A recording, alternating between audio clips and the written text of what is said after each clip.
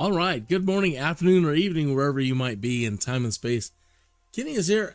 All right, today we've got some new stuff I want to show you. Actually, it's old stuff, but it's new stuff because I haven't done it on any of my live streams before. And it's something I checked out when it first came out, and I didn't know if I was going to use it or if I liked it even. And it's called Bushtalk Radio, right? And it is up on the title art up in the corner now next to the Pretzel music logo. It says Bushtalk. All right, what it is an app that allows you to see where you're at, but it also points out points of interest.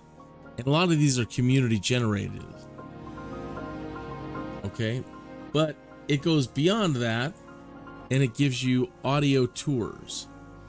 So for example, there's the United States Falcon Stadium, and let me get into the simulator and set us up there.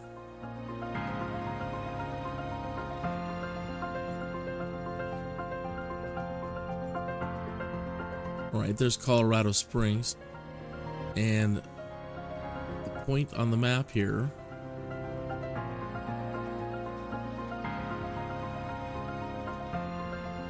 let's start about right here. So we'll start about there in the air, and then I've got to log into Bushtalk Radio once we're back into the cockpit. So it'll do it'll give us a tour.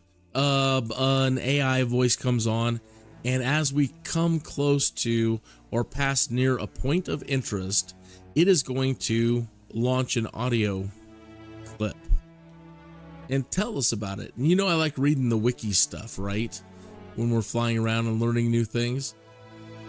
This is kind of a way to do that. So let me blow this up. This might fill the screen for a minute here. You don't need to see this, but bum ba dum ba dum ba dum bum bum.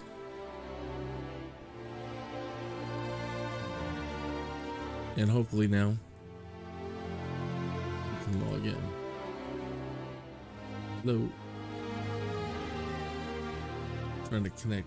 Click that connect button there.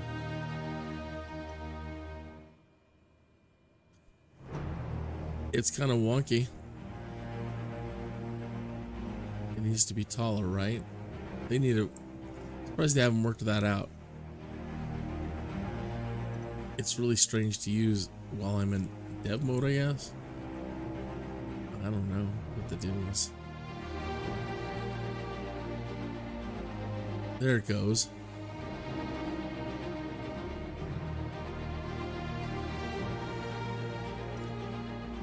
All right, just as long as it's up and out of the way now.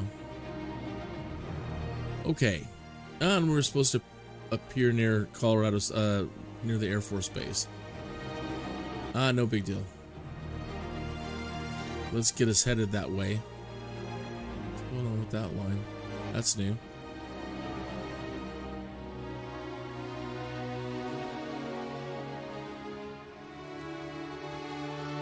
So we're going to fly towards the Air Force Academy, and this thing should give us an audible.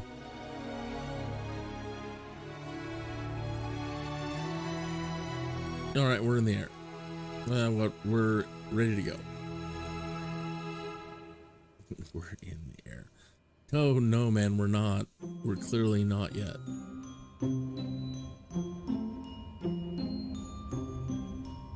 All right, so now going back to that, now that we've logged in, I can click and find my plane where I'm at. This didn't update last time. There it goes.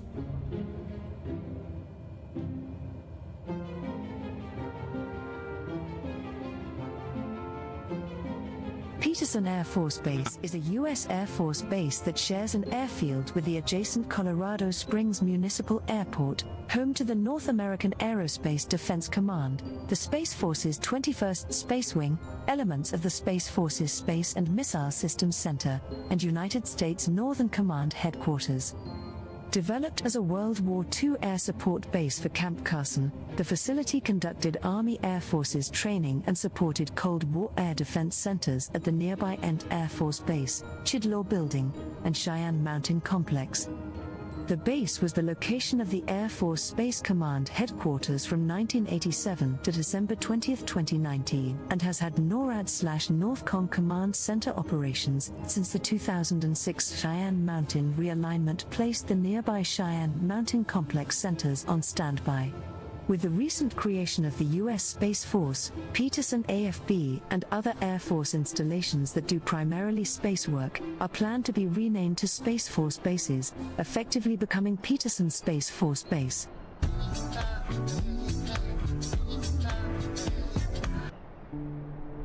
And that is all this stuff out here that we're passing to our left. They were referring to Cheyenne Mountain a minute ago. And that is over there. She starts lagging a little too much. I really wanted to increase the graphics today to the point of where it starts stuttering, and it is starting to stutter. Okay, turn on the so it's working. As I pass within a mile of a location somebody has created. Uh-oh. We lost a connection to the server. Colorado Springs Tower, Kinnea's 2-1 frequency change.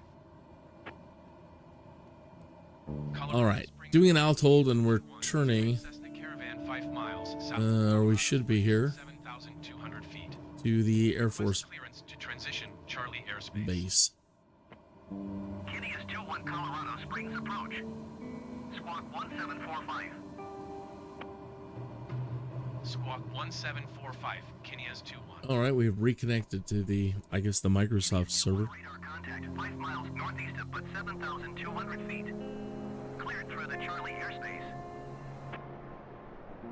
Cleared through the Charlie airspace, Kinnea's 2-1. All right, so we'll get a job here in a minute and start making some money today. We're back in Colorado, by the way, if you haven't noticed. And we did some qualification testing the other day. And it brought us closer to home than going all the way back out to the coast. So we'll start doing some more cross countries here soon. But home was much closer and much, much cheaper. Colorado Springs approach on 120.6. Good day. 120.6, Kinnea's 2-1. Colorado Springs approach, Kinnea's 217,300 feet. Kinnea's 2-1 Colorado Springs approach altimeter. That's interesting. 0.19. I was going to say, where's she going? Said east, but I see that she's now compensating and trying to get onto the Victor and get us over to the Air Force Academy. There's also, find our plane. There was one for just Colorado Springs. There's Cheyenne Mountain. All right, we just did that one.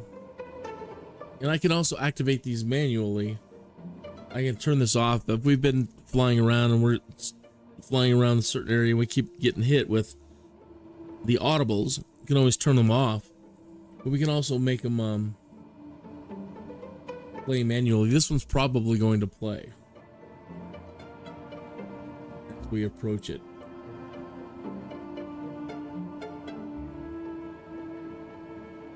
They also have a radio down here, which I have yet to figure out how to turn off. That thing is going to get me in trouble. I know it right now.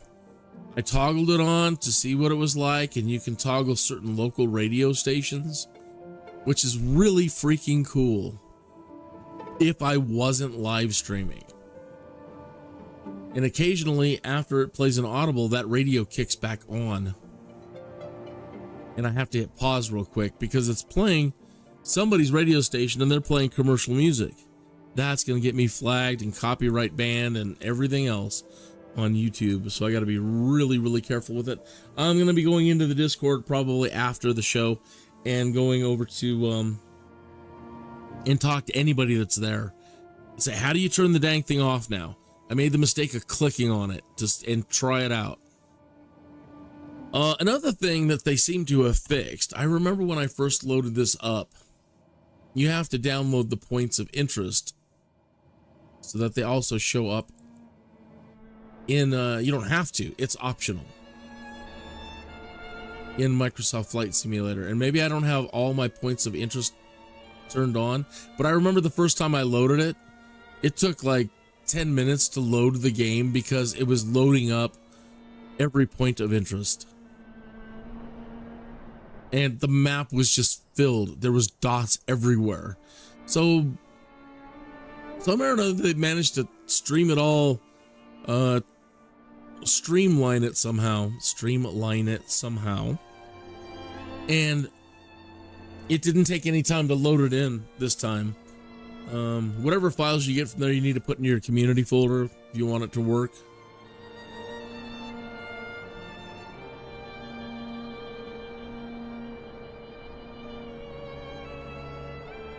So there's Colorado Springs, and it hasn't activated. So we'll play this one. So you click on it and hit play. Colorado Springs is a home rule municipality that is the largest city by area in Colorado, as well as the county seat and the most populous municipality of El Paso County, Colorado, United States. My home. It is in east central Colorado, on Fountain Creek, 60 miles south of Denver. At 6,035 feet, the city stands over 1 mile above sea level, though some areas are significantly higher and lower. Colorado Springs is near the base of Pikes Peak, which rises 14,115 feet above sea level on the eastern edge of the southern Rocky Mountains. The United States Air Force Academy opened just north of Colorado Springs in 1958. The city is home to 24 national sports governing bodies, including the United States Olympic Committee, the United States Olympic Training Center, and USA Hockey. The city had an estimated population of 478,221 in 2019, and a metro population of approximately 738,939, making it Colorado's second most populous city, behind Denver, and the 39th most populous city in the United States. The Colorado Springs, Colorado Metropolitan Statistical Area had an estimated population of 712,327 in 2016.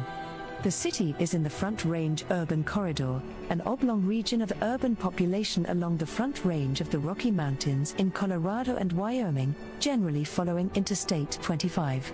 The city covers 194.9 square miles, making it the most extensive municipality in Colorado.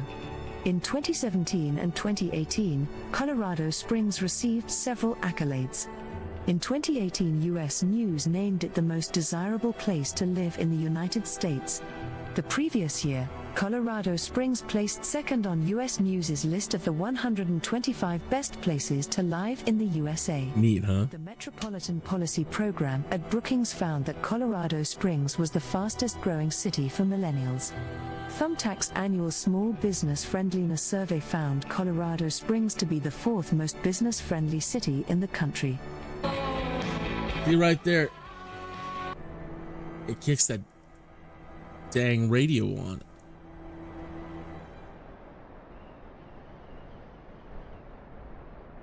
So yeah, Colorado Springs, my home, and we're starting to enter Air Force Academy area. This is the Air Force Academy airfield, just for trainers, nothing big, mostly gliders for the cadets. But we're coming up on the football complex. I-25 is just really right off our right shoulder. So that's I-25 right there, going all the way into Denver.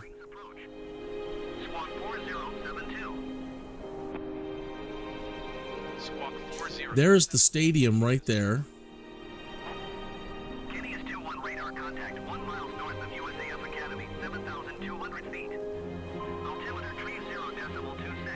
Okay, she isn't kicking in, so let me take over the controls.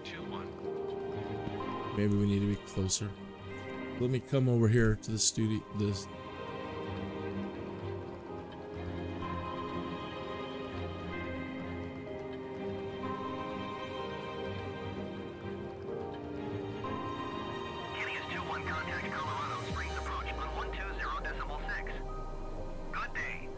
Well, she's not kicking it. So outside, if you look down there, there is the Air Force Academy Falcon Stadium.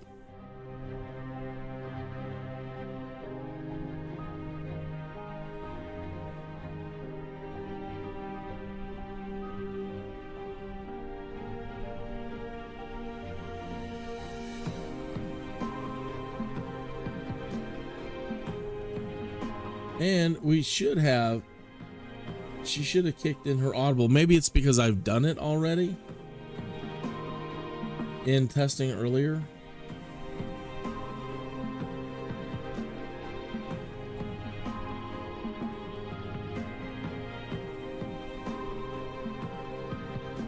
All right, that's me, or it still doesn't register. Well, we're right on top of it.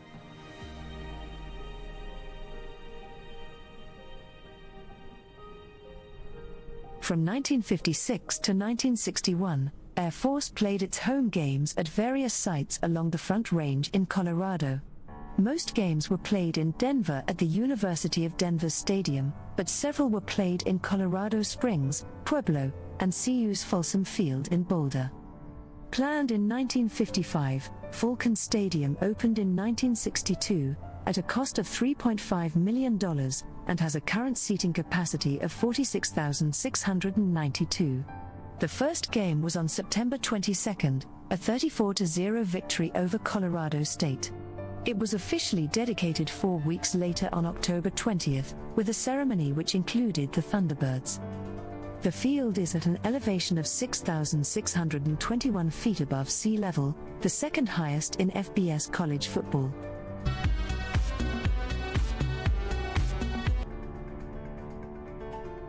Wow, that radio. There's got to be a way to turn it off. All right, so the next spot that hasn't played yet, let's see here.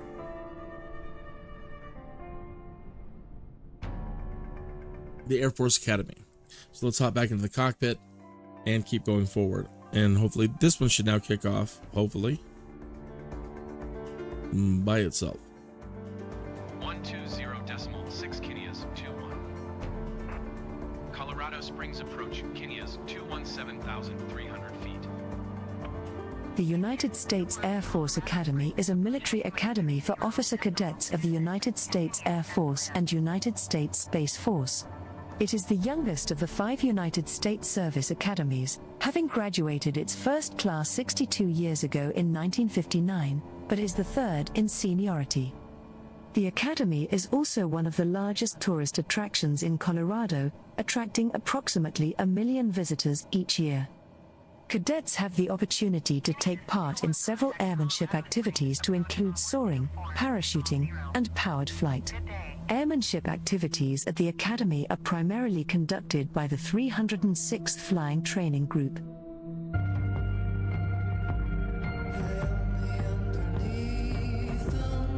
Okay, I have to,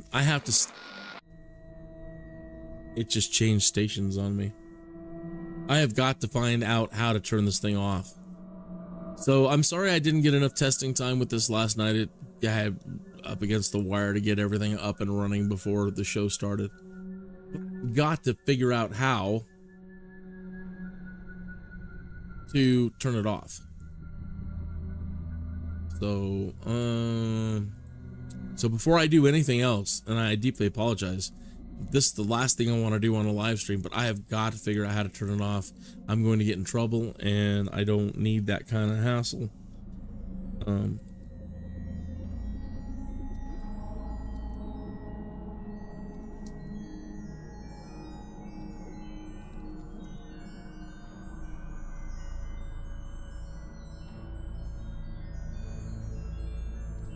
Bum, bum, bum, bum, bum, bum, bum, bum, bum, bum.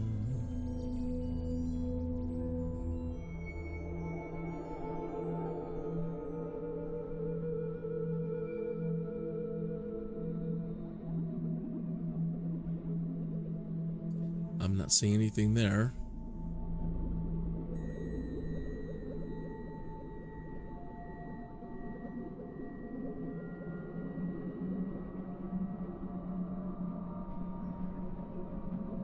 They have a Discord, it says. Let me get into my Discord.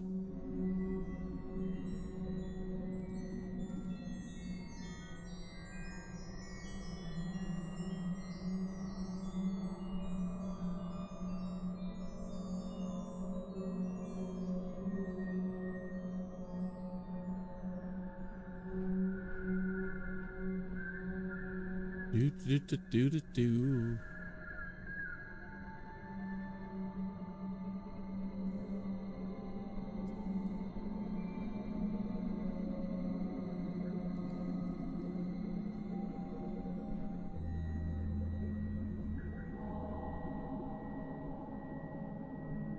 Oh, you're kidding me. Come on.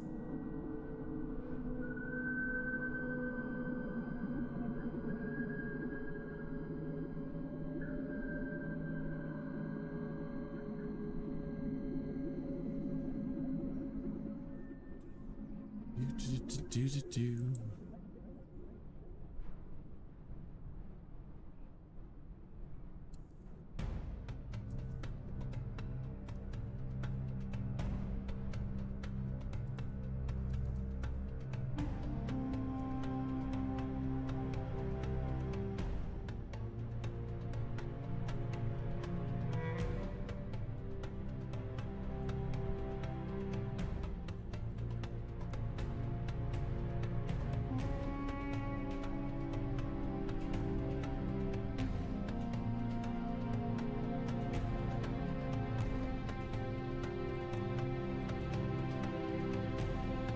I'm in the Discord and I'm asking, hey, I turn on the local radio.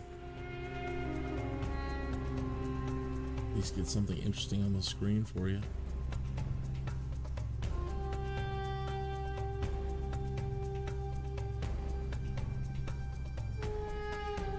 With the automatic scene switcher. And have the autopilot take you somewhere.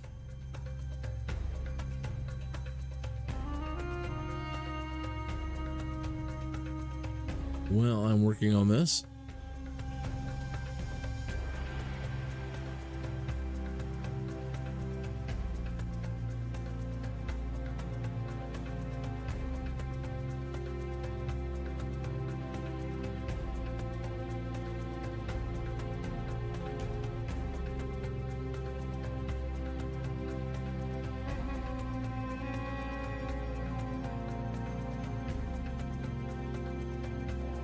To 124.0 Kenia's 21.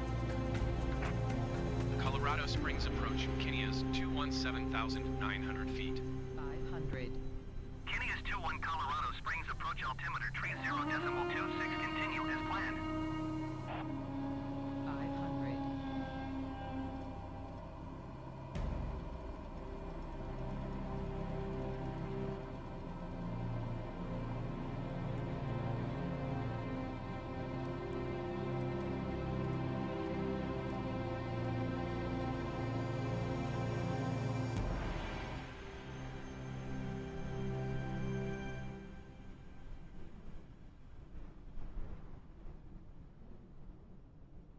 Oh, no.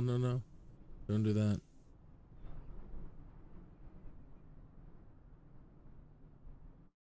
I'm going to need to turn down some of the options a little bit. It's just a little too jerky. And then I'm waiting on the Discord.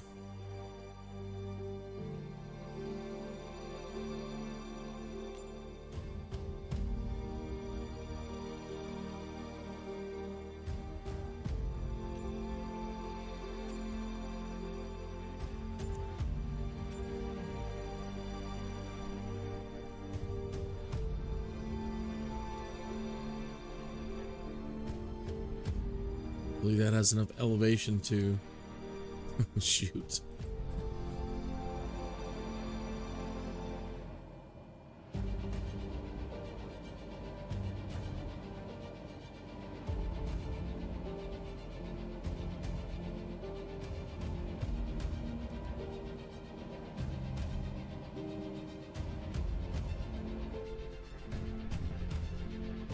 I believe that has enough oomph to get angle.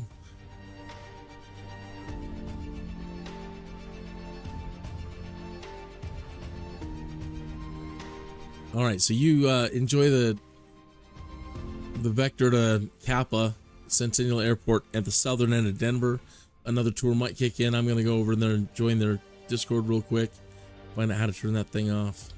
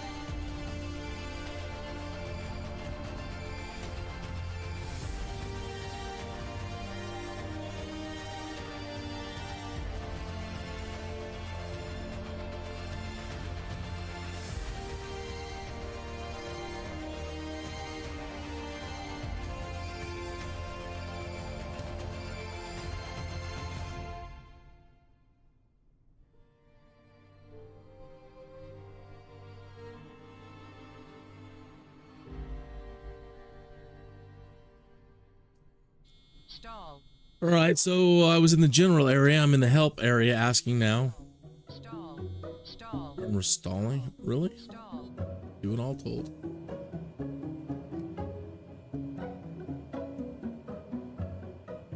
Ads.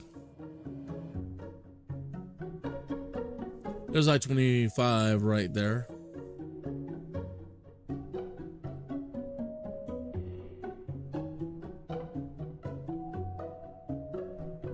A great story right here. This is a great story. This stretch of road right here in the 1970s, maybe 1975 to 78. I was a little kid and I was traveling with my dad, and he drove fast. I mean, he had to go to Denver almost every day to go to work. That's a long haul. And so anyway, he's speeding along. We're having a good old time hanging with my dad. And out of nowhere, this cop comes out and shows up and pulls him over. And my dad was really surprised.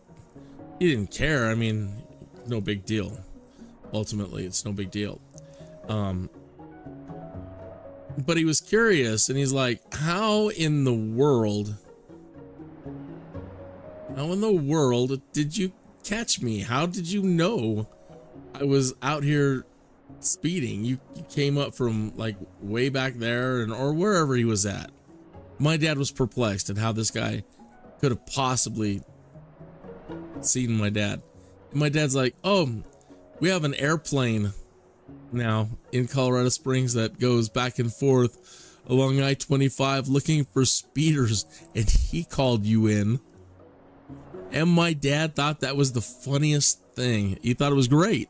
You know, it's not a big deal that you get a speeding ticket back then in the 70s. Who cares, right? 1970s.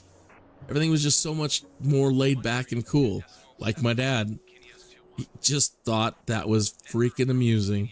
219,800 feet. I don't think that ever stopped my dad from speeding. That is a long drive every day. It was for years and years. He did heavy construction, earthwork, so it required that he go all over the place. And yeah, my dad actually flew. That's kind of what inspired me to start flying and wanting to learn how to fly.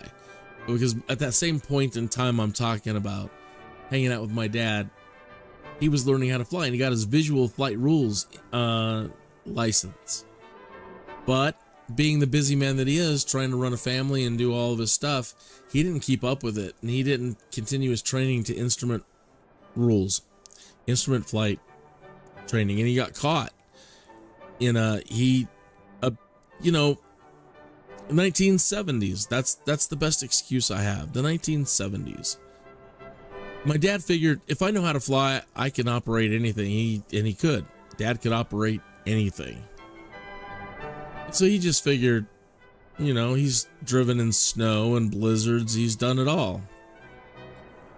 So he slacked on his instrument training.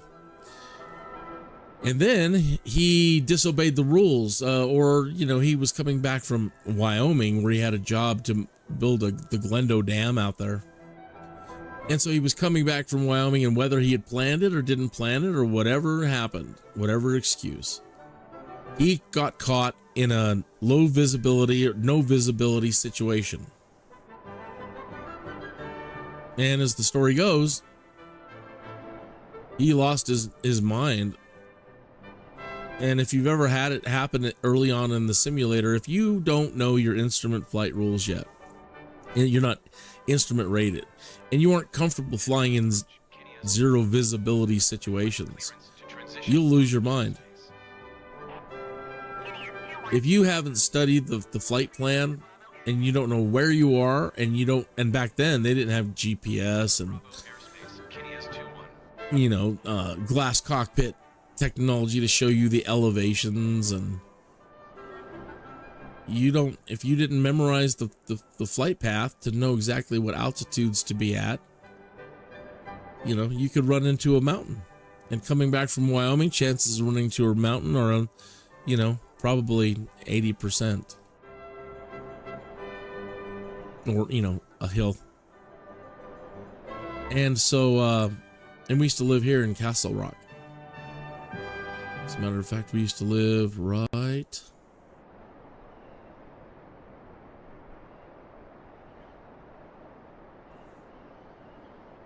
down in here along the frontage road on one of these little properties. One of these is probably ours. It's hard to see, you know, it's hard to determine what's what. It's changed so much. Probably back out there, a little further back down. Yeah, about halfway. And then this all came in when I was there, living there. None of this was here. This is all new. Well, none of everything is here. Everything is all new. Castle Rock was the fastest growing city in the United States when we moved there. None of this was here. None of that was there. A lot of this stuff coming up in here is Castle Rock proper, and was. But as we spin and look north, all the way to Denver, none of this was here. None of it, none of it. None of that. That my dad helped develop all the earthworks for everything out there. Everything on the other side of the highway didn't exist. Everything here on the west side of the highway, the top part above us, none of that existed. It was all just open space. All of this here, coming back beyond that road, none of this existed. So it really did. It took off. All of this north of us here, just a few houses here and there, nothing. Going that way, nothing. So it's amazing how fast we can actually fill in. I mean, it's been decades, but yeah, that's still pretty fast to build all of that. It's pretty crazy. There's nobody awake over there in their Discord at the moment. I have no responses.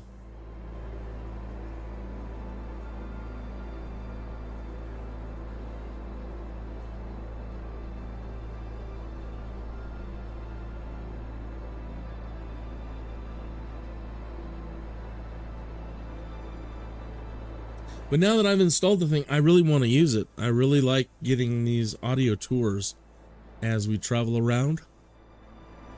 I don't mind looking up wiki and doing it myself, you know, but if there's this tool out there that's going to give us audio.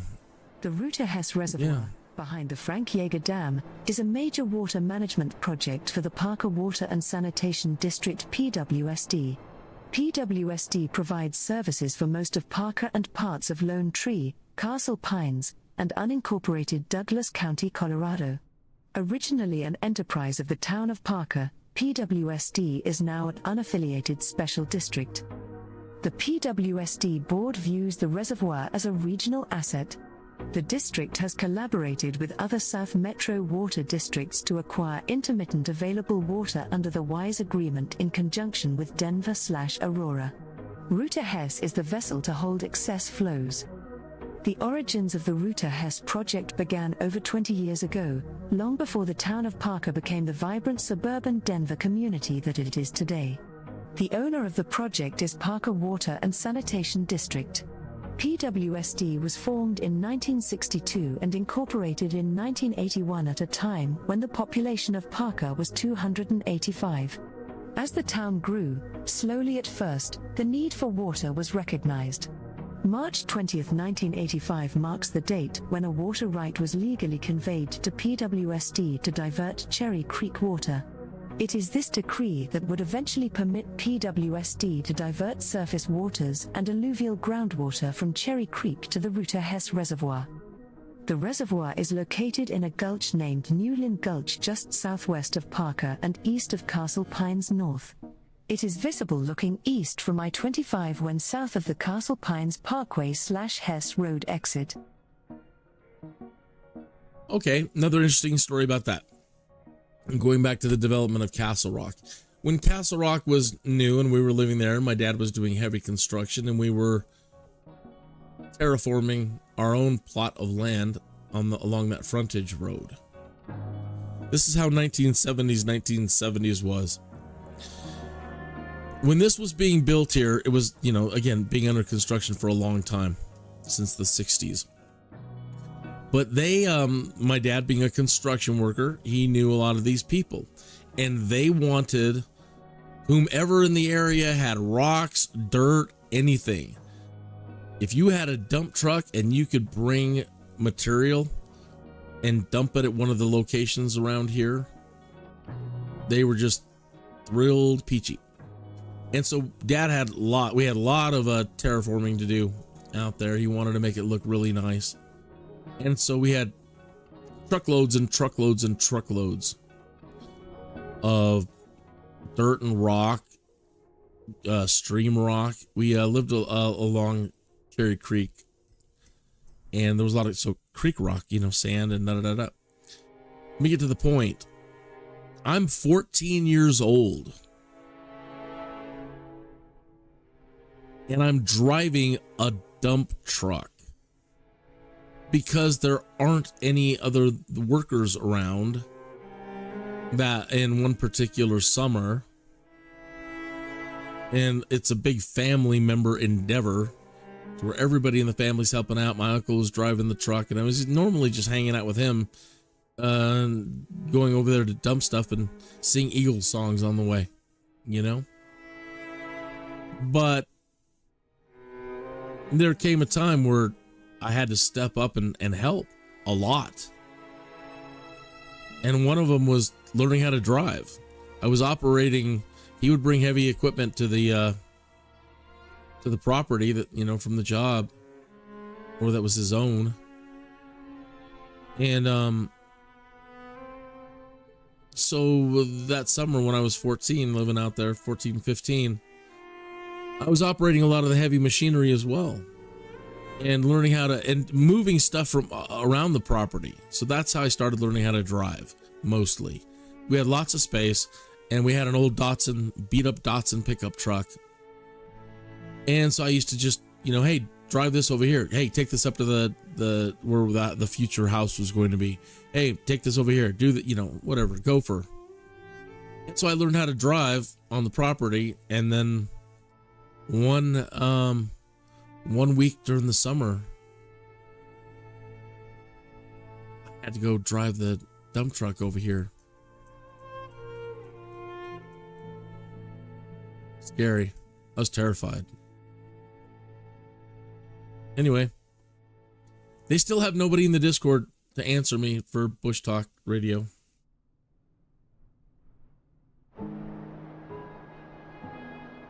I really like this tour thing though. I mean, I didn't know about it. You know, I didn't know the history of it. Just, you know, it was a place we went to dump stuff. But now, you know, I see it for what it is in its totality. And I see, you know, how they needed all that rock and concrete and everything they could get their hands on to do reinforcing of all that over there. I don't remember where we dumped it. I wanted to say we dumped it, you know, up on that other side, but I can't remember anymore.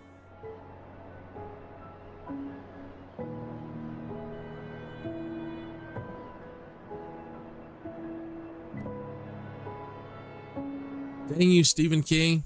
He wrote all those scary books about like the end of the world, and everybody moves to Colorado because the air patterns here are safe, or they're going to move up to the Boulder area. And all of a sudden, you know, I don't know if it was directly attributed to that, but either way, it's not my state, it's not mine, and I can't complain. But when so many people move in, you start after a while getting like the old people. Yeah, see, all these people moving into my state, and you know, no open spaces anymore. All of this along that corridor right there, to the left and the right of this interstate right here, empty. Very few things, just that little neighborhood right there kind of existed. None of this stuff over here, that was all being put in when we were young. It's business park here, but none of that way over there, just ranchers. This everything left and right of this up to this point, really. Nothing really. All that major mall complex right down there at that intersection. No, not here. Didn't exist. Traveling down that road right there, out to the west, just little things on the side of the road. They put in kind of an interchange, E470, heading out that way to speed things up a little bit. Denver Technological Center, better known as the Denver Tech Center or DTC, is a business and economic trading center located in Colorado in the southeastern portion of the Denver metropolitan area, within portions of the cities of Denver and Greenwood Village. It is home to several major businesses and corporations. The DTC roughly corresponds to the area surrounding the I-25 corridor between I-225 and SH-88. The DTC was established in the early 1970s. Cable companies United Cablevision, United Artists Cable, and later AT&T Broadband all had their start in, and still have major infrastructure around, the Denver Tech Center. In the Colorado area, Bill Daniels and John C. Malone were early adopters who shepherded many standards in cable technology still used today. The Denver Tech Center was designed by architect/planner Carl A. Worthington. In the early 1970s, investors asked Worthington to complete a conceptual master plan along a new fiber optic line south of downtown Denver. The master plan started with 40 acres, with potential for an additional 800 acres. The plan has since grown to 850 acres, and over 25 million square feet of buildings have been completed. The area's progress was a major reason for Denver Regional Council of Governments TREC's expansion into the Denver Tech Center, which built new light rail lines connecting the Denver Tech Center to downtown Denver. Wow. You know, and I knew it was, you know, I even said earlier, the Denver Tech Center, these tech centers, but I didn't know all that stuff about the Cablevision.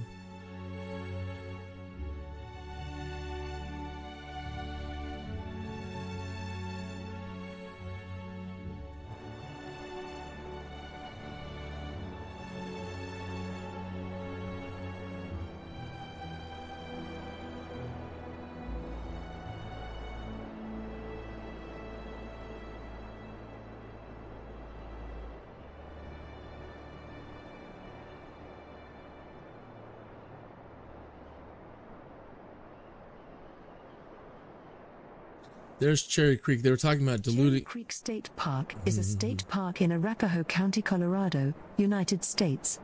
The park consists of a natural prairie and wetland environment with an 880-acre reservoir at its center, which is shared by powerboats, sailboats, and paddle craft. The Cherry Creek Marina and Yacht Club offers mooring and catered events on the northwestern shore. A large imported sand swim beach is situated on the northeastern side along with ample parking. The park has 12 miles of paved roads and 35 miles of multi-use trails open to runners, cyclists, and horseback riders. There are facilities for camping, radio-controlled aircraft, picnicking, as well as opportunities for bird watching, cross-country skiing, and fishing. The park also contains an outdoor shooting range. There is a dock where people can store their boats during the summer. People can also rent jet skis, paddle boards, and kayaks for the day. There is a new updated boathouse that has concerts during the summer, serves food, and has a bar. The boathouse overlooks the water.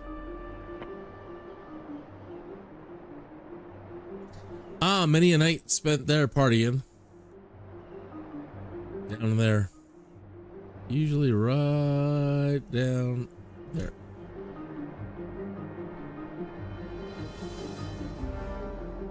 Canoes.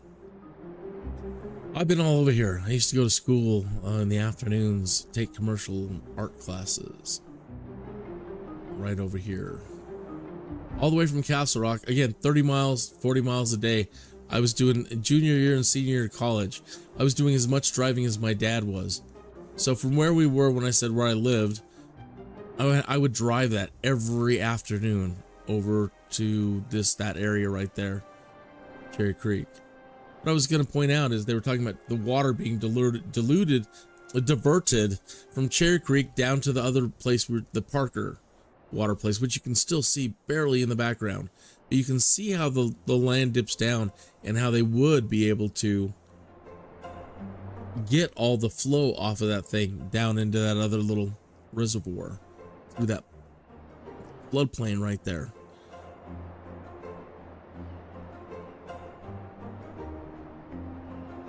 This is Highway 225, just off, just below us over to our starboard side. I-25 split over there, goes through the heart of Denver that way. There's downtown Denver way over there, Broncos Stadium. But this is takes you around the east side of Denver. 225 and new exchange. There's Buckley Air Force Base out there. Space Command. The Space Command in the area.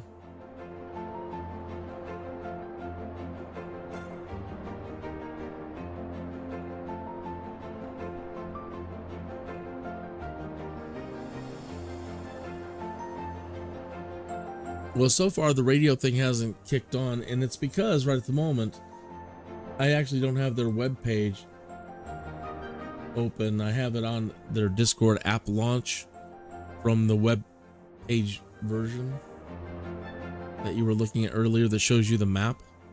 So I suppose if I just don't turn on that at the moment, radio won't come back on, but I really want to be able to use that. And so we've got to figure out how to, in the config or somehow, turn that radio off. So if you don't want to use it, don't make the mistake of turning it on and clicking on it.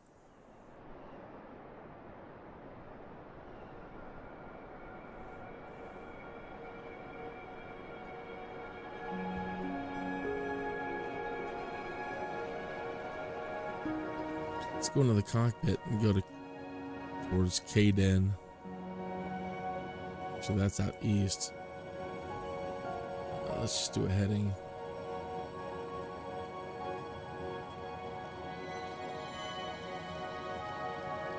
A heading hold out to the west. Go towards Denver and see if people have put in Broncos Stadium and all that other good stuff.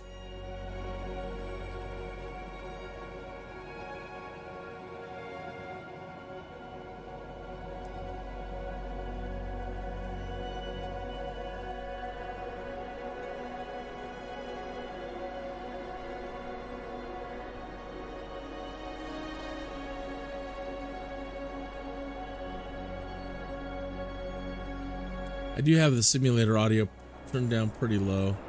I've got the engines turned down really low. Unless we get right up on it. You can hear more of the environment than anything else.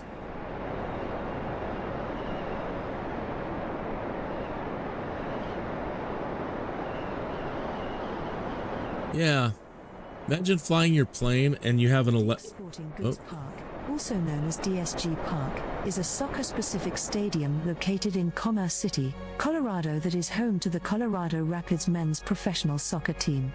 The stadium seats up to 18,061 people for soccer matches, but can accommodate up to 19,734 for special soccer events and 27,000 for concerts. It became the third home venue for the Rapids upon its opening in 2007. Sitting at just over 5,200 feet above sea level, the stadium has the highest elevation of any stadium regularly used by MLS teams. Yeah. I see it right there. Let me get... We're zoomed in as much as we can zoom in at the moment. Well, I see it now. I had no idea. That's it right there. What's up with our zoom? There we go. Number lock wasn't on. Never was a big soccer person, so I mean, why would I know that, right? Well, that's mighty cool just the same. That's why we have this, to learn stuff.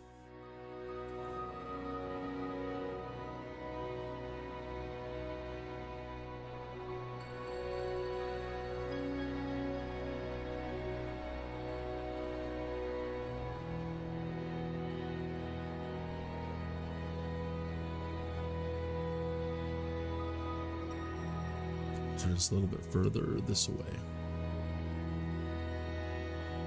Interstate 70 I-70 is a major east to west interstate highway in the United States that runs from I-15 near Cove Fort, Utah, to a park and ride lot just east of I-695 in Baltimore, Maryland. I-70 approximately traces the path of US Route 40 US 40, the old national road east of the Rocky Mountains. West of the Rockies, the route of I-70 was derived from multiple sources. The interstate runs through or near many major cities, including Denver, Topeka, Kansas City, St. Louis, Indianapolis, Columbus, Pittsburgh, and Baltimore. The sections of the interstate in Missouri and Kansas have laid claim to be the first interstate in the United States. The Federal Highway Administration has claimed the section of I-70 through Glenwood Canyon, Colorado, completed in 1992, to be the last piece of the interstate highway system, as originally planned, to open to traffic. The construction of I-70 in Colorado and Utah is considered an engineering marvel, as the route passes through the Eisenhower Tunnel, Glenwood Canyon, and the San Rafael Swell. The Eisenhower Tunnel is the highest point along the interstate highway system, with an elevation of 11,158 feet 3,401 meters. You know, I'd never really thought about it. Where 70 was going, I just took it out to go to school out in Kansas City, Missouri. But knowing that it goes and it goes and it goes. Very nice, very neat. Come on.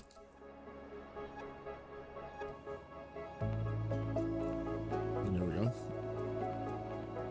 We don't need to be so high.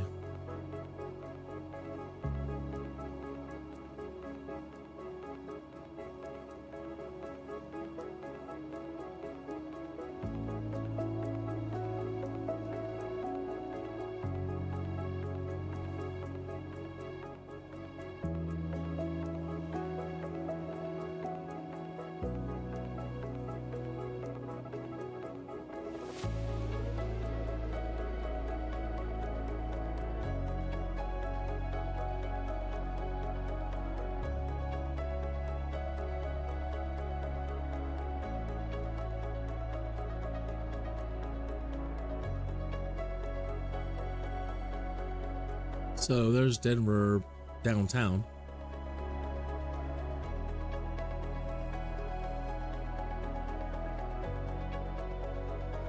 want to say that is Kennedy's golf course. In which case I played there. I can't really remember if that one was Kennedy's or if that's... I can't remember if that's it over there or if it's on the other side. Been too long. I think that's it though.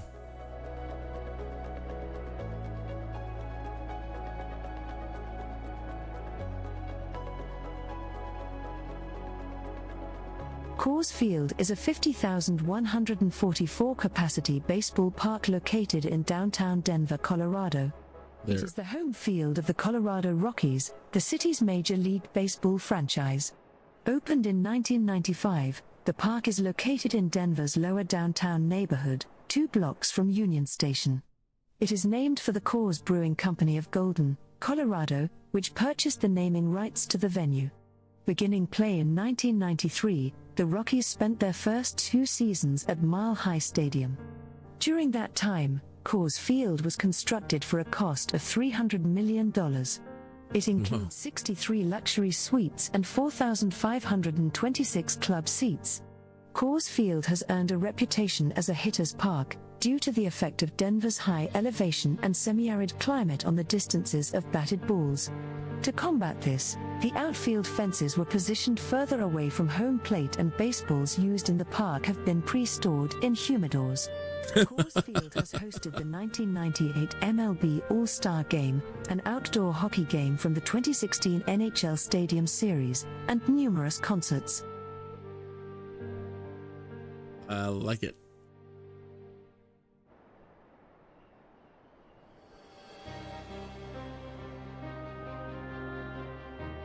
There's Elitch Gardens right there. An amusement park. Again, up at this height, you're not going to get a good render. I needed to come down significantly. 125.12 Kinias 21. Denver approach Kinias 218. I'm surprised we got the Rockies, but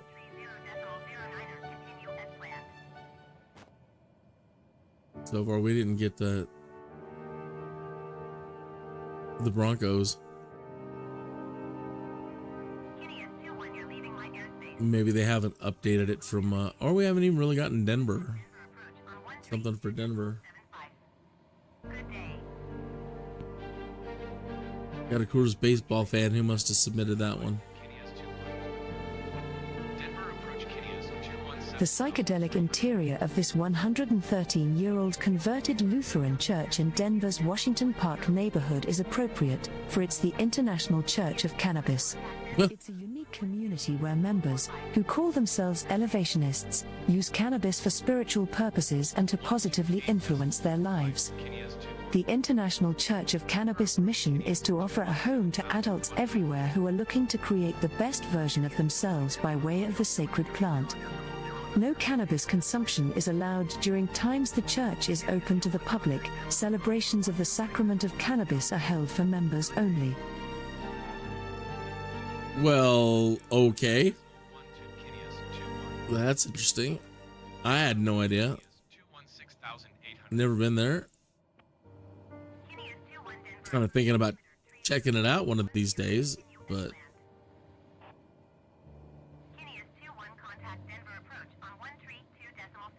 kind of spinning my way closer to the ground here. Going to 1 tree, 2 decimal. See what other see if we get anything for 216,200 feet. they don't even call it Mile High Stadium now. It's like Sports Authority or some other weird name now. Corporations buying stadium names. I don't even know what our own stadium's called anymore.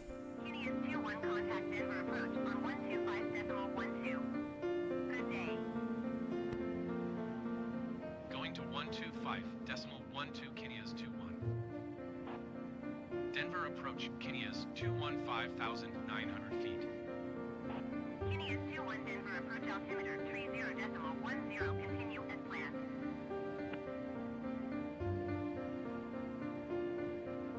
I don't have buildings at Ultra, my apologies, but maybe with a new computer.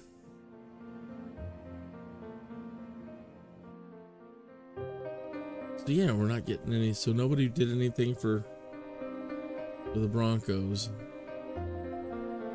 It's a pretty schwanky place.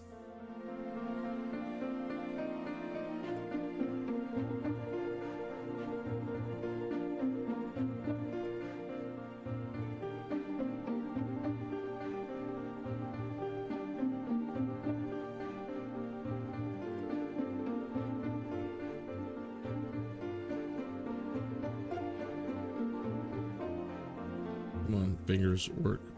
Wrong buttons.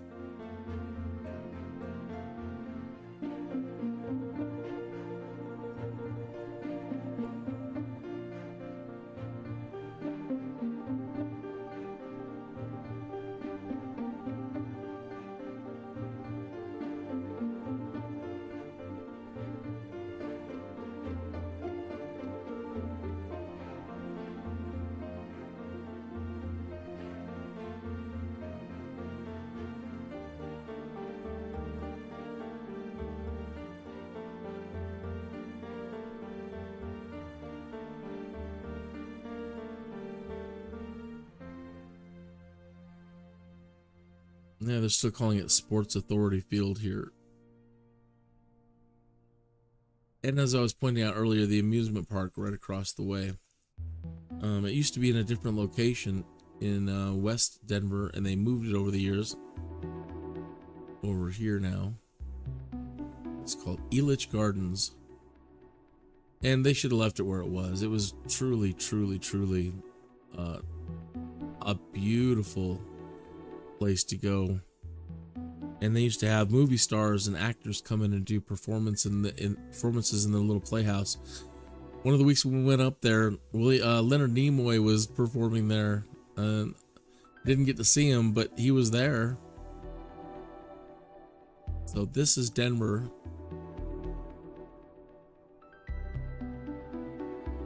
I think that's the new Pepsi Center. Places I like going, Comedy Works. I love going to Comedy Works in Denver. A lot of fun places in Denver. A lot of great little places to get coffee and stroll around downtown. But now with like every other place, you've got just so much homeless and crap and people all over the place pooping on the sidewalks, and it's just a mess.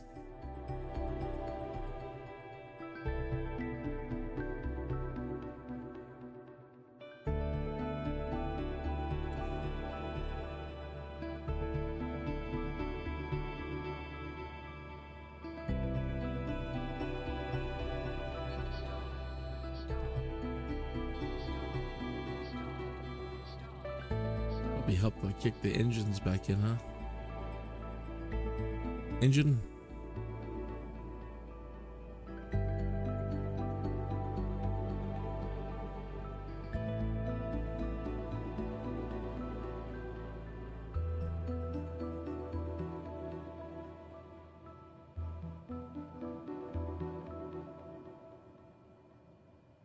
So I haven't concentrated on the easy money part of this show yet. But what I was going to point out before the other problems that we had is that if you don't pay for the pilots, The Tower of Jewels is the centerpiece of Lakeside Amusement Park at the town of Lakeside, Colorado, just west of Denver. One of the tallest buildings in Colorado when it was built, it stands 150 feet tall and features over 5,000 lights. The tower was designed by prominent Denver architect Edwin H. Moorman, and ground was broken on September 24, 1907. It was originally topped by a great 10 kilocandela spotlight used on the Ferris wheel at the 1904 St. Louis World's Fair. The tower building itself was originally the Park Casino and Casino Theater, and today houses park offices. It is one of the original 15 buildings of the park, built by the Lakeside Realty and Amusement Company, headed by prominent Denver brewer and including Godfrey Shermer, Peter J. Friedrich, John A. Keefe and Albert Lewin. I'm not sure what building they're referring to. Maybe that tower right there? You know, for as long as I lived here and did live here, there's a roller coaster there. I've never been to Lakeside. I never went. Never been. I think they got a like petting zoo in the middle there.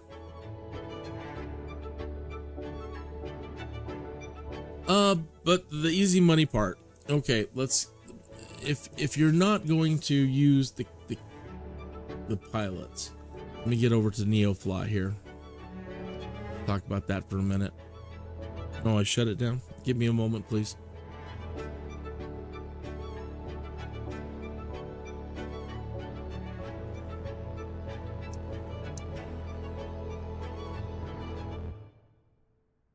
And we will discuss easy money. So the gist is if you're not going to use the add-on pilots, and I'm going to show you that here in a minute, if you don't want to pay for the add-on to get pilots, or you don't want to create your own airline, which you'd have to pay for as well, then you're going to have to go it alone. Okay? And you can, but it's truly, it has been a grind. Let me turn back on the auto scene switcher so you can see what I'm talking about here.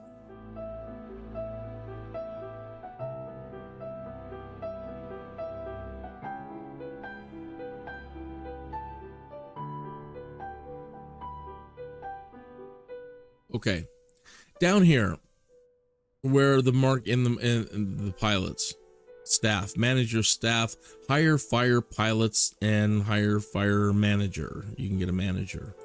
Okay, but if you're no longer in pre-release and you didn't donate enough, which I found out I didn't donate enough, but during pre-release I got to use the pilots. I got to hire pilots, and I got to hire managers and try all that stuff out. And between me and all my pilots, we made about $9 million. All right, that's the best way to make money, is hire pilots. But I'm a little bit sore, and I don't, because I didn't donate enough. And now they want me to pay like an extra $10 for this, and maybe an extra $10 for the airliner one, and I'm just not that inclined anymore. The Microsoft Flight Simulator 2024 release is going to be so heavy on career stuff that they might include it. But either way, maybe I'll eventually break down and get my pilots back.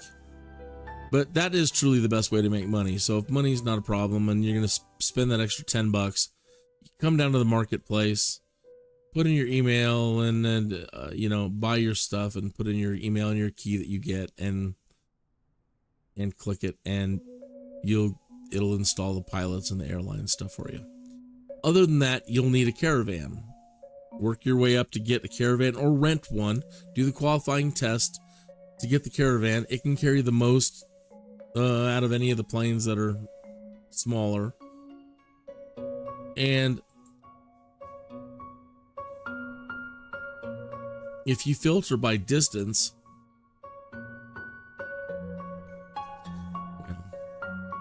these are all real far. Let me distance minimum, distance maximum. We don't need to do that maximum. Let's just do like 75 miles.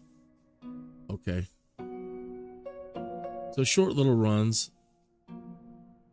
There's none here from where we're at. So now I can't make my point. My point is that they pay really, really good. So you can usually, let me go back. Let's just restart. And we'll go back to Colorado Springs, and from there I'll show you.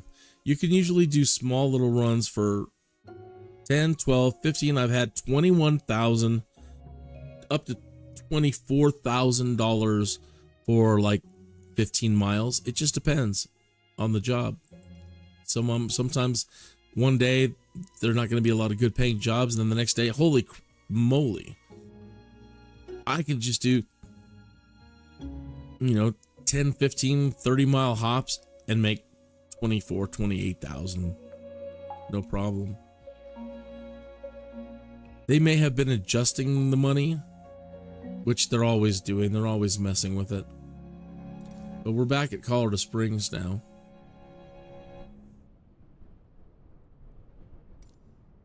All right, so now let's click out and click back in. It's really limiting us right now. And it doesn't see me. It hasn't updated where I'm at. It still thinks I'm in Denver.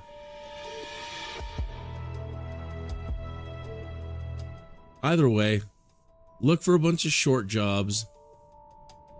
And that's 102 miles. So yeah, I think they might be messing with the numbers. There's 18,000.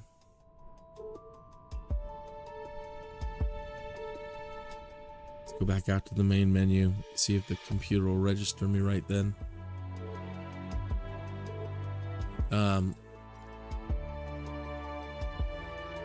Yeah, it does have a problem sometimes with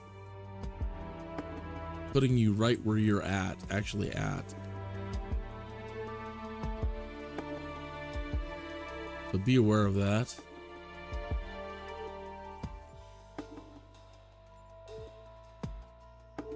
But I was so impressed that first week that I got the Caravan, how much money I was able to make. So I think that's the bottom line. If you're going to be independent and you're just going to grind your way through this and try to do this by yourself without any other hiring any pilots or getting any of that, the Caravan is the way to go, and filter everything by distance and try to find the best paying jobs at the shortest distances.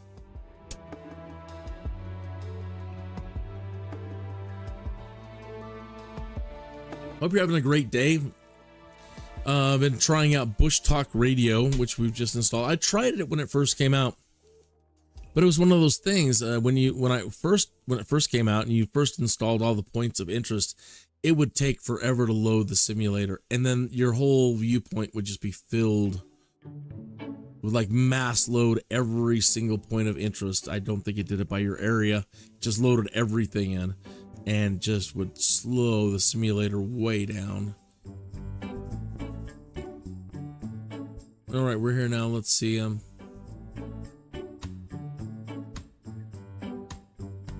This silly thing. This is still seeing us at KGUR. Hold on. Let me try to close it down and start NEOFLY again. See if it sees where we're at properly.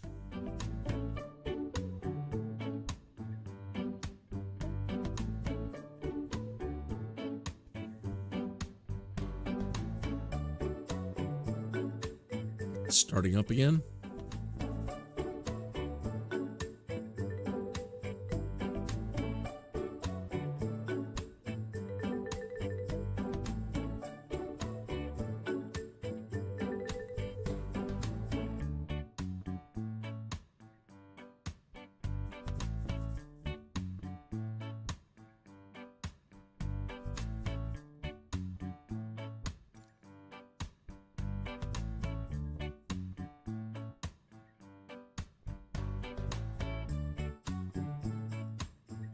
Still nothing in the Discord from the anybody. You know, I don't know. Maybe it didn't. Maybe it hasn't taken off. But I still see people signing up for it in their comments. Somebody just signed up for it yesterday, and they're thrilled. This silly thing. It's not updating where we are.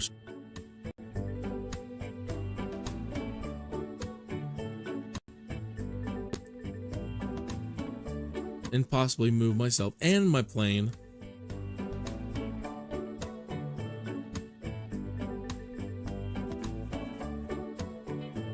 So now I got to go to the hangar and move the plane. $5,000, $10,000. I don't like you. All right. Welcome back, Captain. It looks like the weather is perfect for flying. It does. It is perfect weather here in Colorado Springs today. You are clear to start your engine.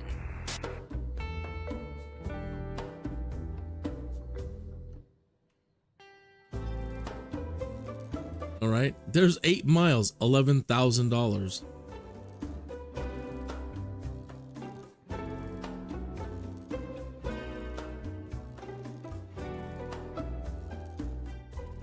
67 miles, there's $15,000. Yeah, they have. Well, I want to say that they have, because I'm not finding any over 20 under 50.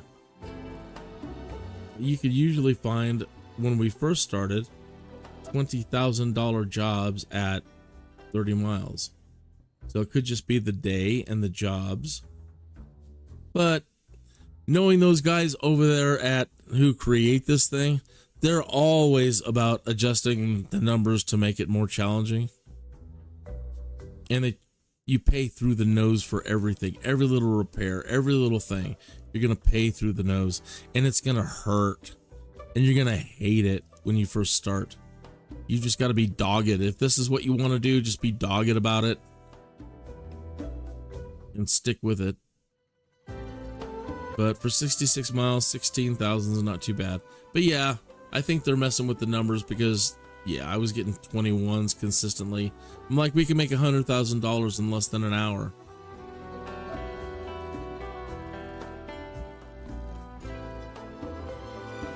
This is just literally right in front of us over to our left. So we could look at all these KFCS jobs. We could fly between here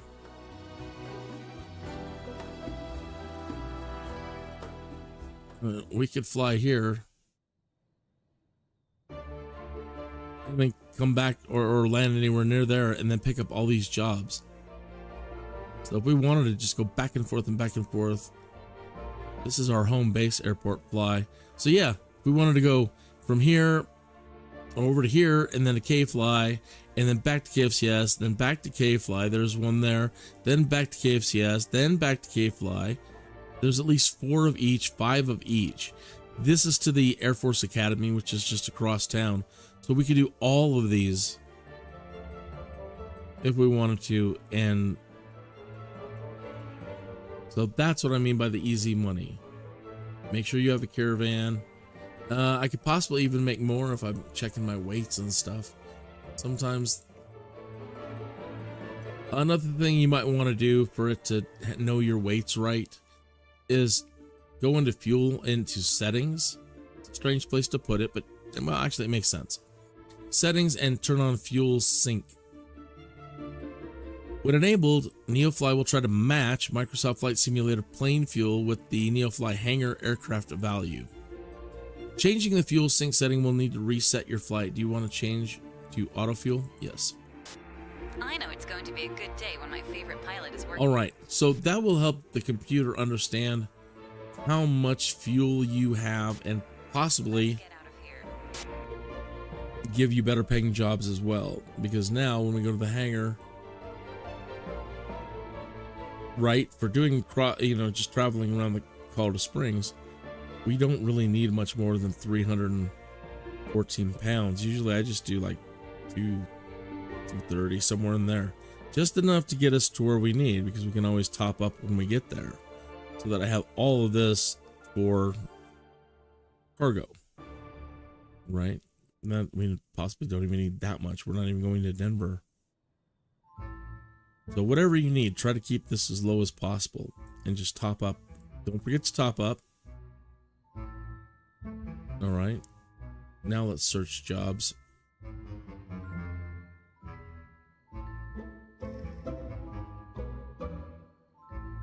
So still all of those.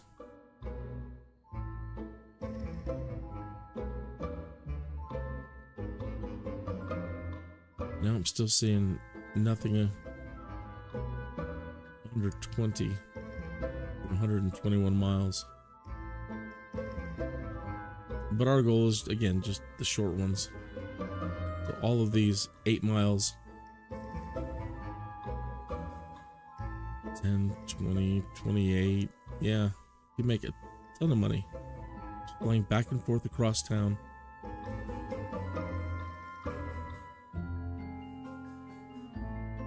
Oh, you're not. Oh, my lord.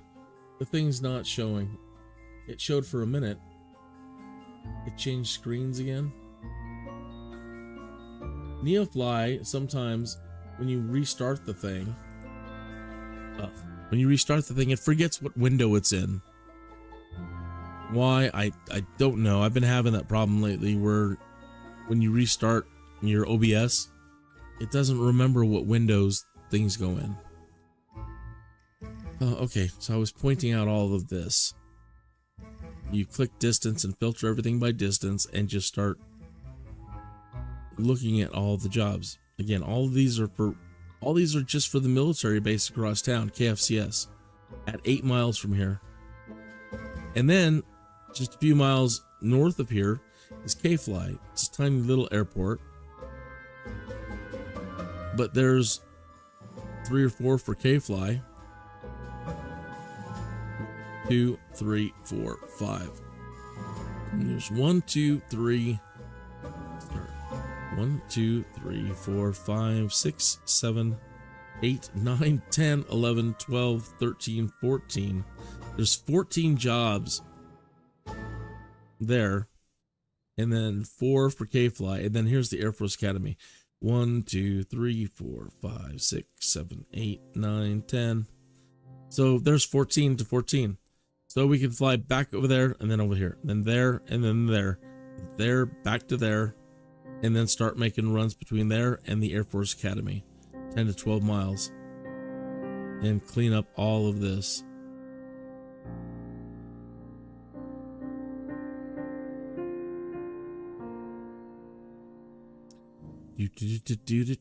Which we can do right now, really. I mean, time is it? 12:22. All right.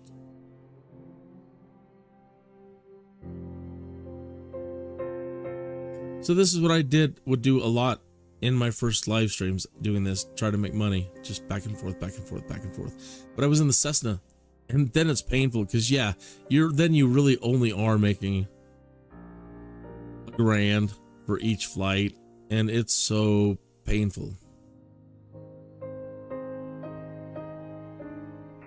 Good morning, my favorite transporter. Passengers will board as soon as you request it. Pilot from dispatch. Boarding passenger. Please stand by.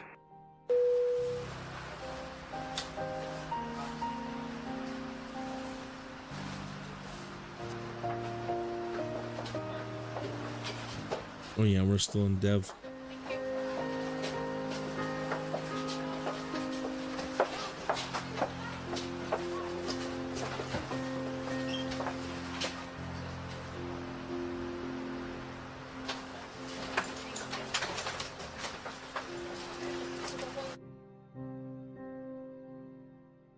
Looks like everyone is on board, pilot. Let's get out of here. Hey, Captain.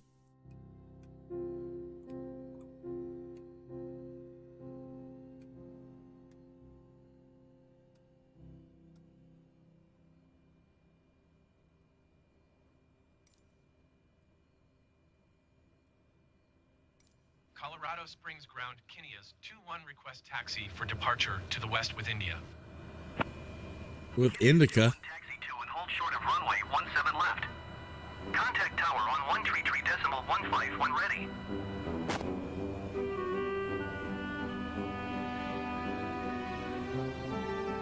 Taxi 2 and hold short runway 17 left, Kinnea's 2-1.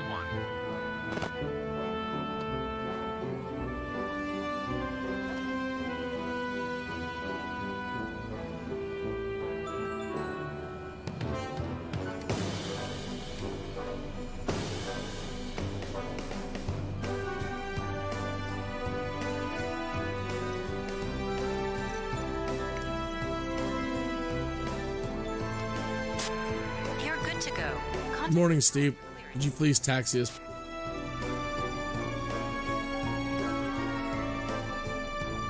My invisible co-pilot.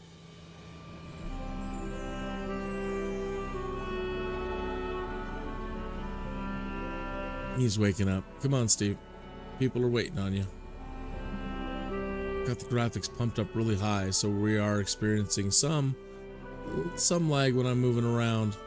Try not to move too forcefully.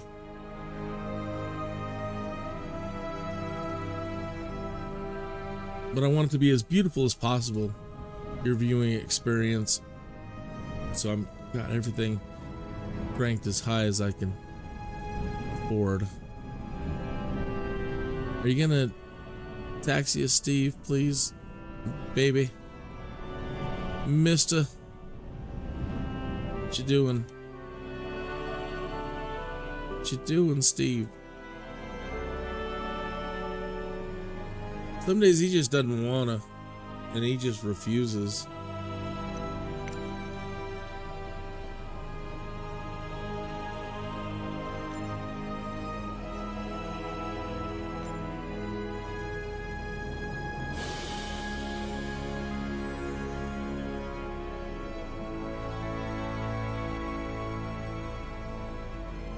Well, never trust an AI.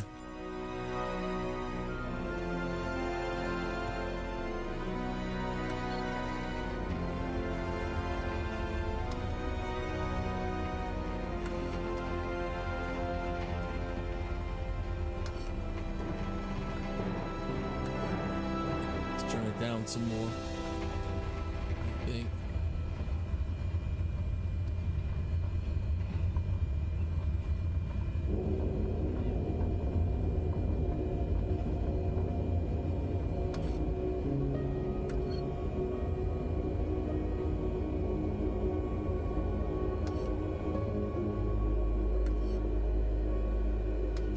Colorado Springs Tower, Kinias 21 at runway 17 left, ready for departure to the west.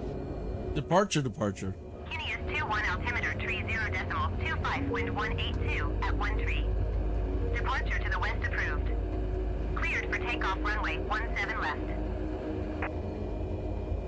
Cleared for takeoff runway 17 Big bump left, right there. Kinias 21. Huge bump.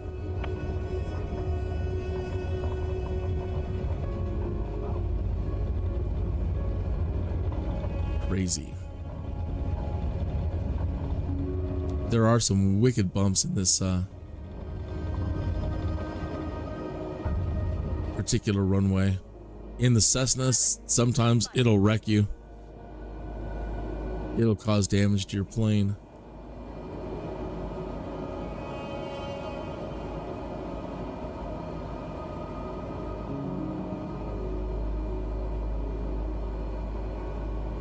Kinias 21 continue for west departure. Kinias 21 leaving my airspace frequency change approved. Colorado Springs Tower, Kinias 21 frequency change.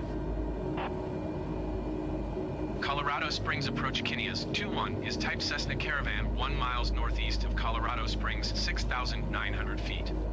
Request clearance to transition Charlie airspace. Always makes me think of the Vietnam War. We're going into Charlie airspace. Squawk 2. We got for the VCs. Kinias 21 radar contact 1 mile southwest of Colorado Springs, 7,400 feet. Cleared through the Charlie airspace. Maintain own navigation. Cleared through the Charlie airspace, Kinias 21.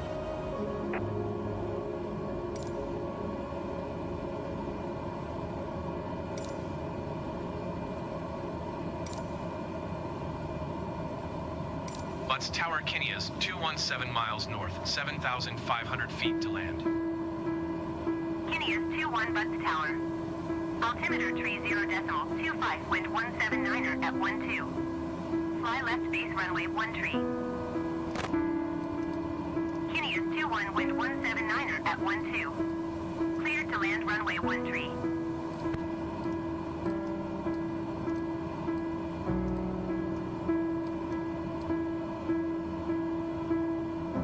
Cleared to land runway 13, Kinias 21.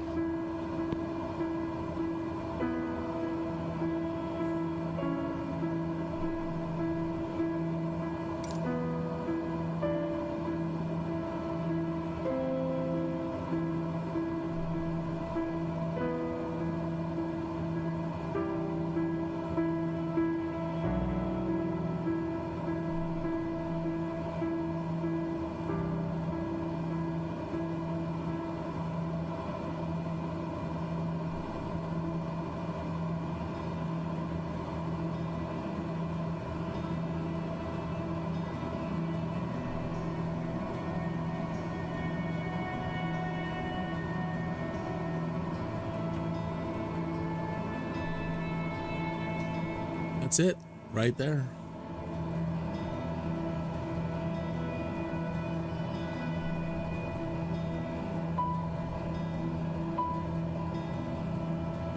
So then once we're on the ground, we'll pick up a K-fly job, rinse and repeat. Fly to K-fly, fly back to here. Back there, fly back here.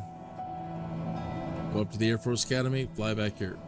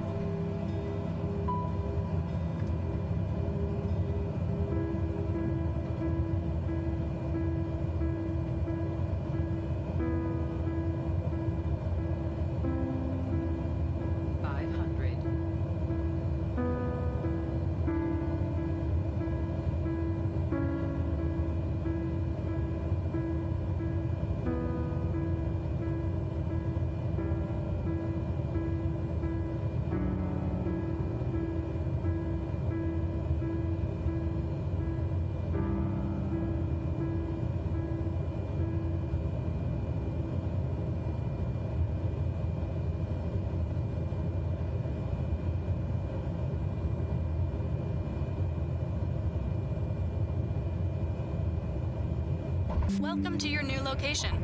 I'll get back to you as soon as you're in the parking. Transporter from dispatch. Clear the runway and taxi to parking. She didn't berate us on our landing that time. That was nice. Guinea is 2-1, turn next taxiway. Yeah. Guinea is 2-1, contact ground on 118.55. A little too fast.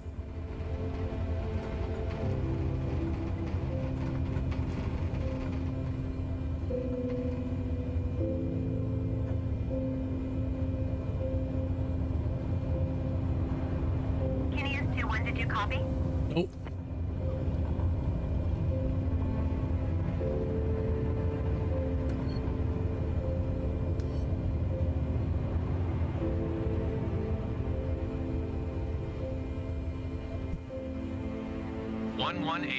.55. Kenia's 2-1. You don't have to be right next to the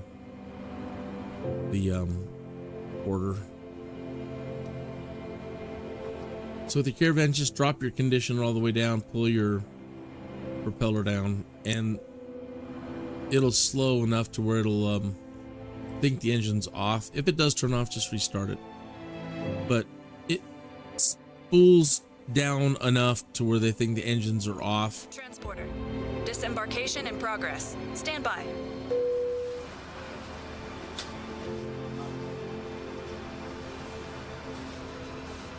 Yeah, hello.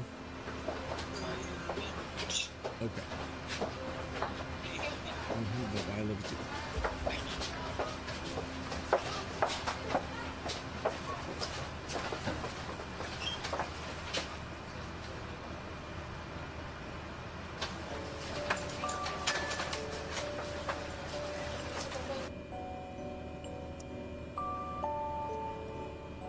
Transporter from dispatch. Disembarkation completed. Thank you. See you soon for another mission. All right, now we're to K-Fly for 11,000. Everything is on board. Transporter, you must deliver this package before the deadline. The earlier, the better. So, Transporter from spool up. dispatch. Loading express packages. Please stand by. Oh, let me not do that just yet. It does need to think that your engine is off before it will do anything. So if it doesn't, a job doesn't load, make sure your engine's off. It'll usually tell you down here in yellow. It'll tell you can't load job with engines Cargo is on. loaded. You can start your mission. Okay, so we're good. So now, go back to your propeller, put it up, put your conditioner up. You're good to go. Contact the tower for clearance. Yeah, let's do that. We're flying to the east.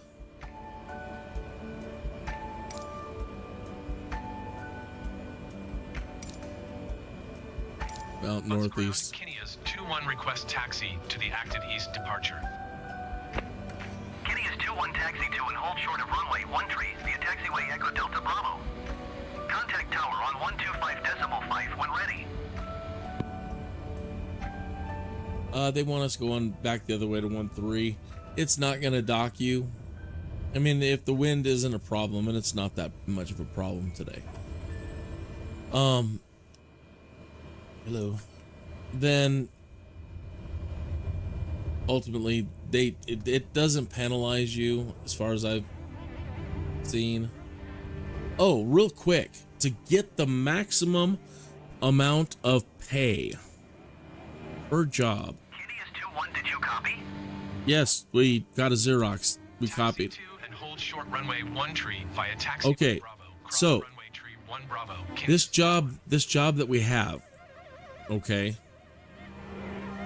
it says they want us to have a weight of 1,595 pounds. So to get the full pay and bonus pay, go up to your weights. They wanted 1,595. All right, get into your payload and look at your payload down here. There's 1,595. It's very touchy. You'll hardly ever just nail it what you're looking for. So close enough, right? Now they also, if you buy Neofly, they give you the Sky for Sim, which I have over here. That's just the map version of it for using it, looking at it zoomed in. But this is what it looks like in your cockpit. And if you come out here and then hit Neofly, the Neofly tab, connect the jobs, connect the server. All right, it'll show you. Even though it says here 1,595, obviously I wasn't accounting for the 300 pounds that we already had or whatever, but it says we're still 107 pounds deficient. Okay, so come back up here. Now we're 106. We have a plus. Since we carried more weight than normal. Now we're gonna get a bonus of 100. I don't know if it's $106 or how they determine it. But the more weight that you can carry, look at the payload bonus going up. Plus 300, plus 460, plus 600, plus 800, 1,000. Right, so we're going to be really heavy. There's plus 1343. What if I max it? 1,767. All right. So the job was for like 11,000, and we'll see approximately what we get. All right. As I was saying before, they really won't dock you if you choose not to go to the runway that they assign. You just want to get going and go.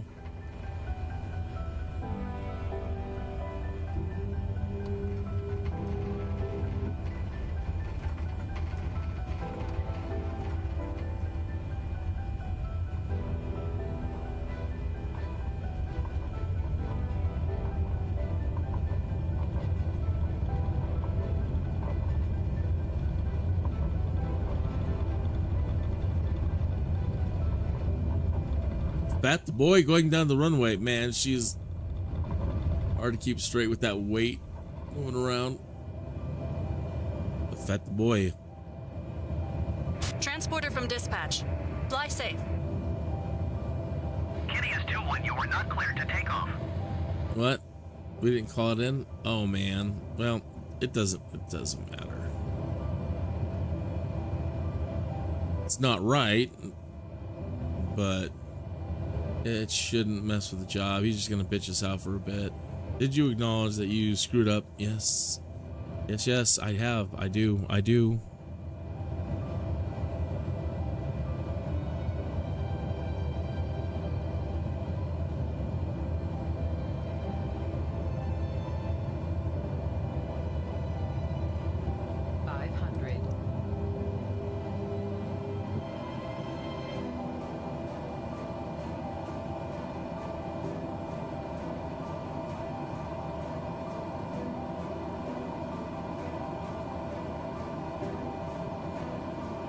Still redlining a little bit.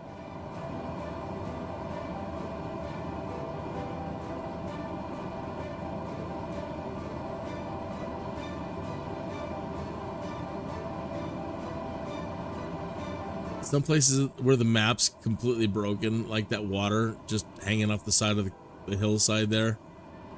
Yeah. And so it's not perfect, but hey, it's the greatest thing since sliced bread. It really is.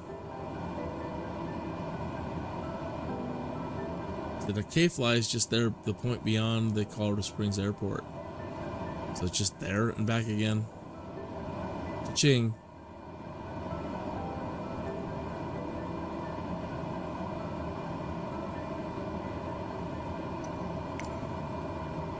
They don't have a tower out there, but it's still nice and customary to let people know what you're doing.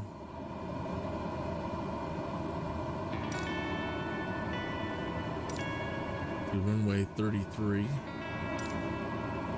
Kilo Foxtrot Lima Yankee, traffic Kinneas, 2114 miles southwest, 7,100 feet inbound to land runway Tree. Tree. We got a gate this time.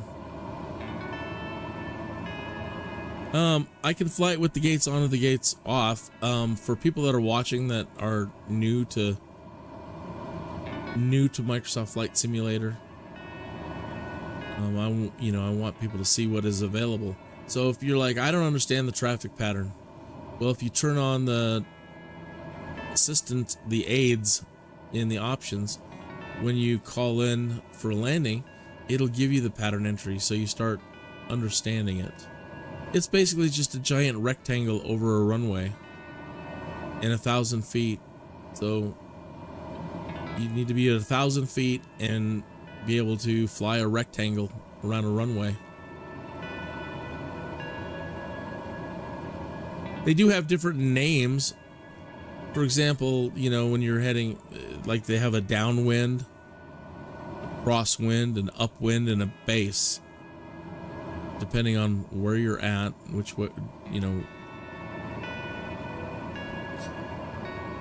So you'll definitely want to watch a video on that if you want to use all the proper terminologies and let people know where you're at.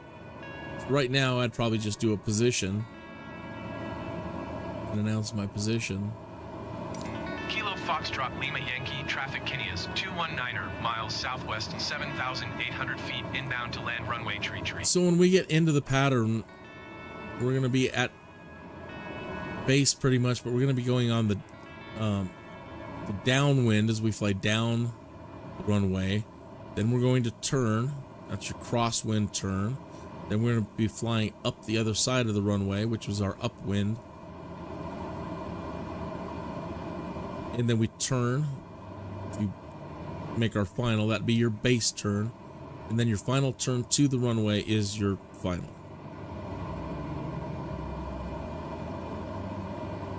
And I hope I have all that right.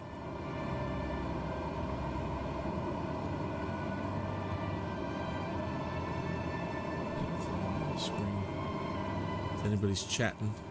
Nobody's chatting today. Hey, I would love to see your name on the screen. Banning Lewis Ranches was a successful cattle ranching operation located east of Colorado Springs, managed by Raymond W. Lewis and Ruth Banning Lewis. The Lewises eventually acquired more than 30,000 acres on which Colorado Domino-type Herefords were raised. They won the Colorado Soil Conservation Program Award in 1948. The city limits of Colorado Springs were extended to encompass Banning Lewis Ranch in 1988. Efforts to develop the ranch into a residential community that could house up to 175,000 residents and/or perform oil and gas exploration have had limited success. 300 homes have been built on the northwest corner of the property, but the owners filed for bankruptcy in 2010. This lack of development has been used as an argument against spending at least $2.1 billion to build the Southern Delivery System water pipeline. As of 2015, the housing market in Colorado Springs exploded, and now many new houses, mostly in the $300,000 to $500,000 price range, have been built, with more under construction each day. In 2017, the housing market shows no signs of slowing down. Banning Lewis Ranch now has 2 schools, Banning Lewis Ranch Academy and Banning Lewis Preparatory Academy, with Banning Lewis Preparatory Academy opened in 2017, an activity center, 2 pools and a water park, walking trails and parks. It is one of the fastest growing communities in Colorado Springs. So that was base leg, since we're not going all the way around, and now we're going to be turning on to final. Kilo Foxtrot Lima Yankee traffic Kineas 21 is on final runway tree to land.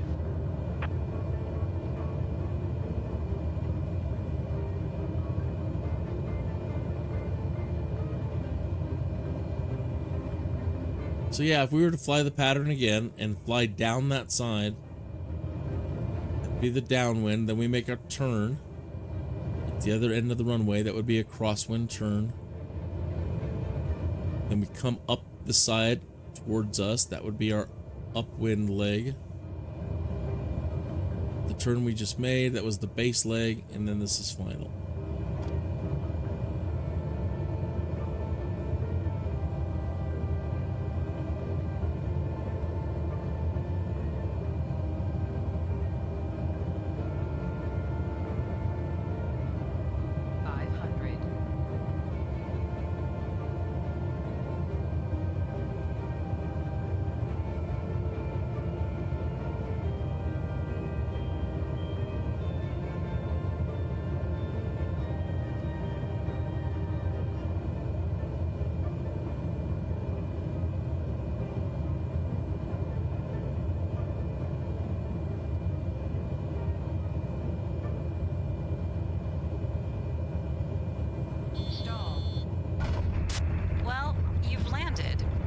Maintenance to check the gear after you park. Oops. Taxi to parking and shut down your engine.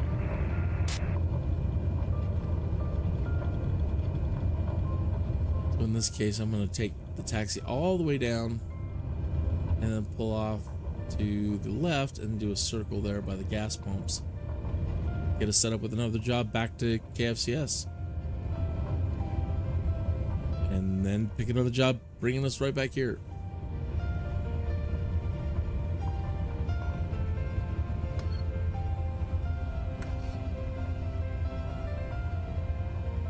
If you do damage your plane, I'll show you where your damage shows up at and how to repair it.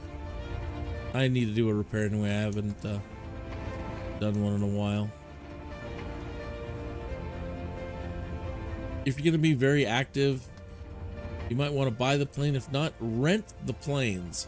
That way, if something goes wrong, you crash or whatever, it's insured.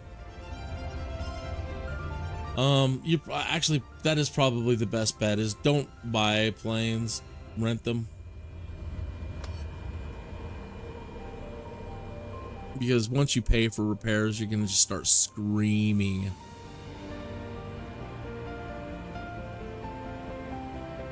Discord has detected a new audio device named USB audio codec. Push to it. No.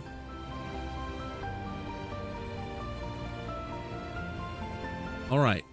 Shut down the engine, or put the converter down. Conditioner.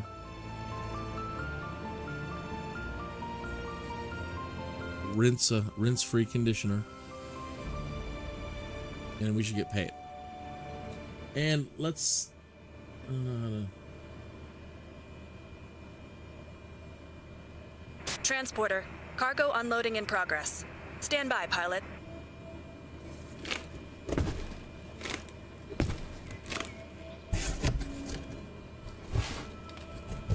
So I don't know if the bonus applies to the money that you make or your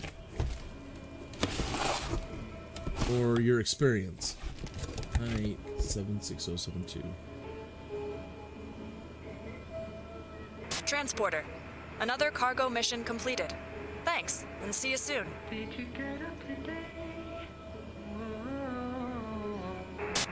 You are clear to start your engine. So we are now at 989790.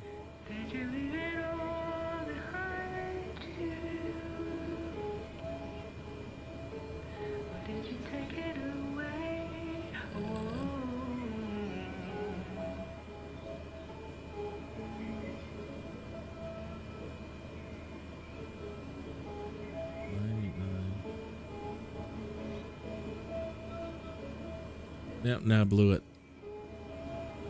Did the math wrong. Either way, you're either going to get bonus to your money or you're going to get bonus to your, and I believe it's probably experience. All right, now we come back over to jobs.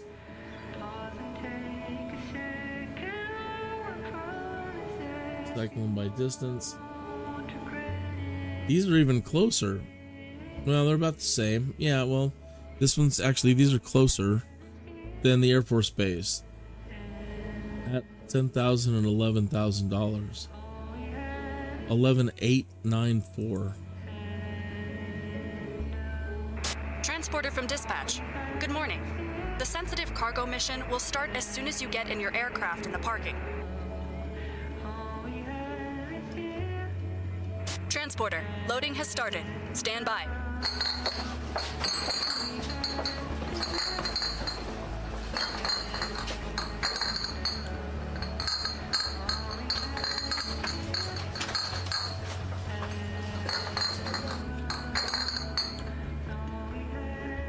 All right.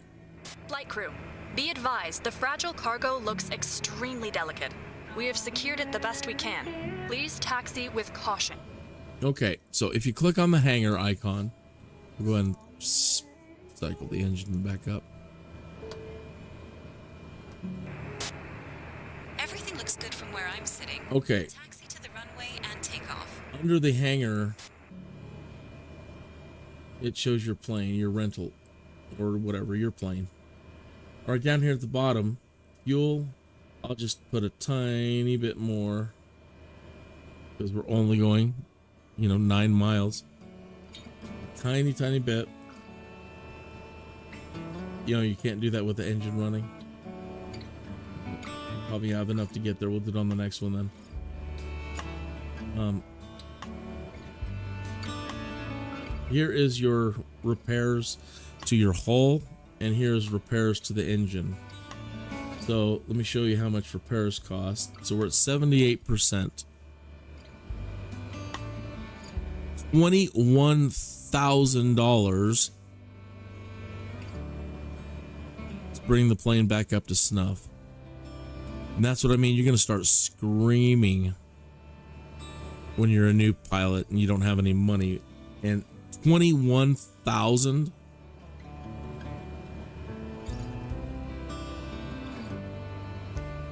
Do that while the engine's running either, it seems. So for the repair, to repair the engine is at 84.2%.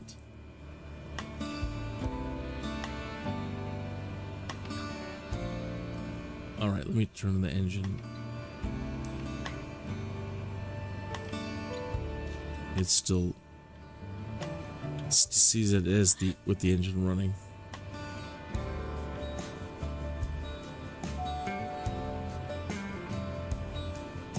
Okay.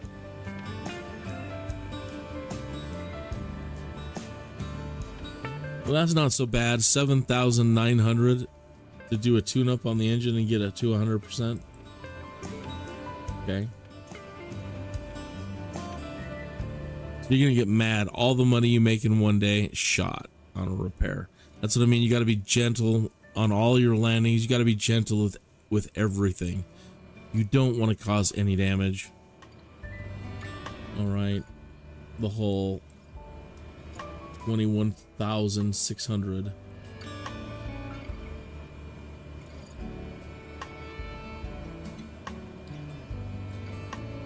And then to top up a tiny bit of gas. $90. Yikes, right? That's a lot of money, dude. All right, we're going to CO4.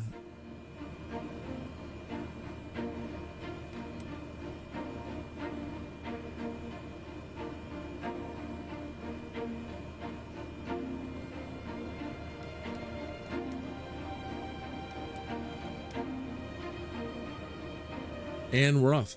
Well, spool it back up.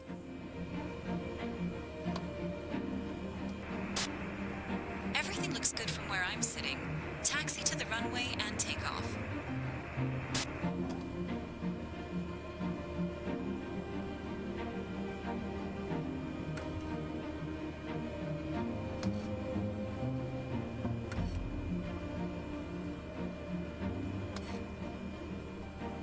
What are you doing?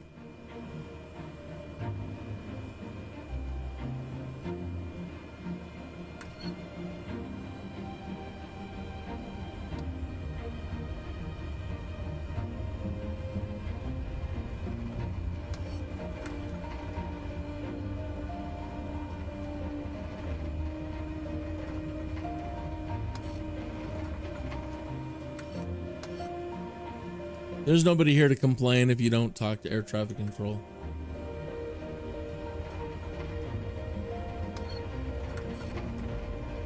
Oh, the weight thing. The bonus.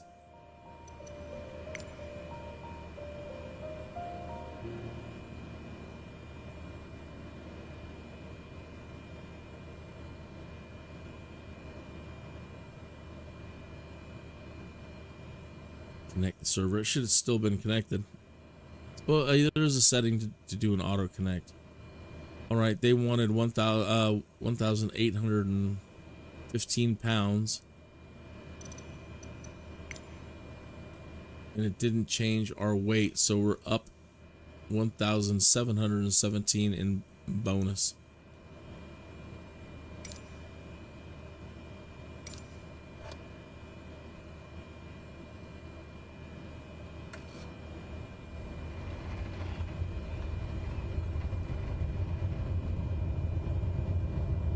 That's so interesting that when we were flying over here, the Banning Lewis Ranch. When I was living in Castle Rock, I talked about that earlier. Just down the road from us were the another Lewis Ranch, where they had mostly sheep. And they were our neighbors. Take off, pilot. Have a safe, steady flight.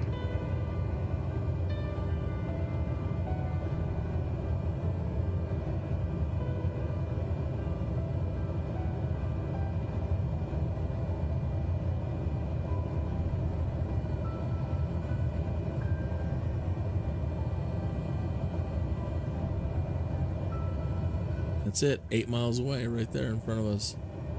$11,000. 11,854.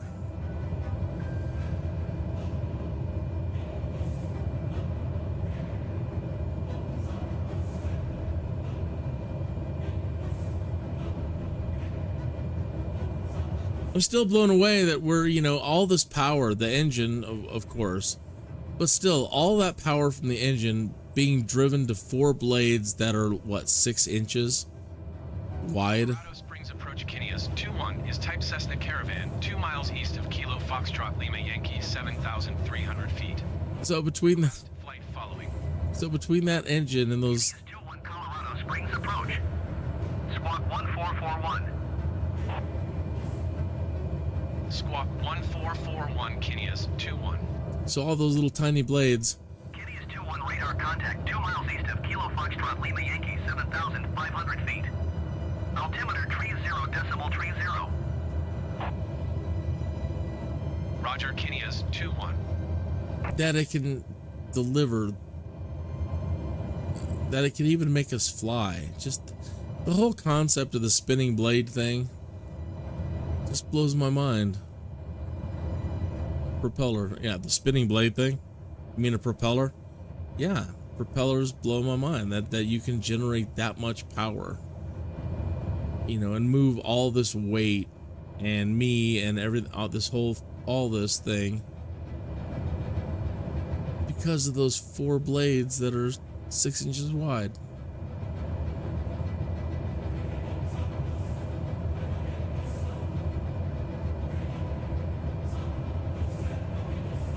It's crazy, man. It's crazy.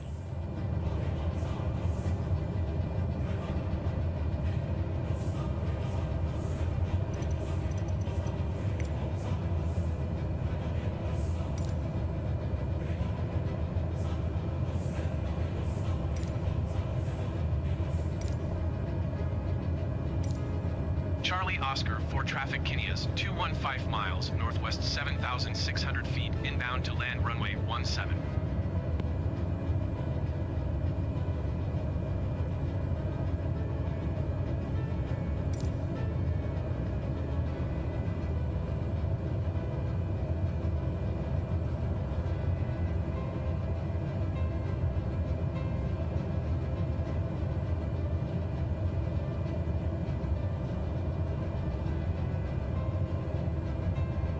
So having that Bushtalk Radio is going to be a lot more interesting when we start doing cross countries again, which I'll start, you know, probably tomorrow. Maybe this time we'll start heading out.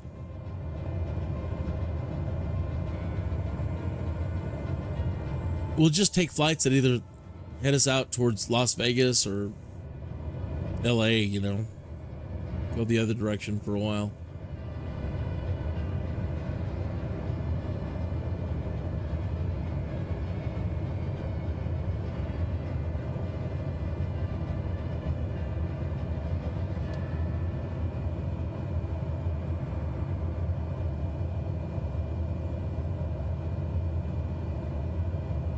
With no engines running and you just hear all the other noises running in the background, reminds me of like a Cylon fighter or a Viper.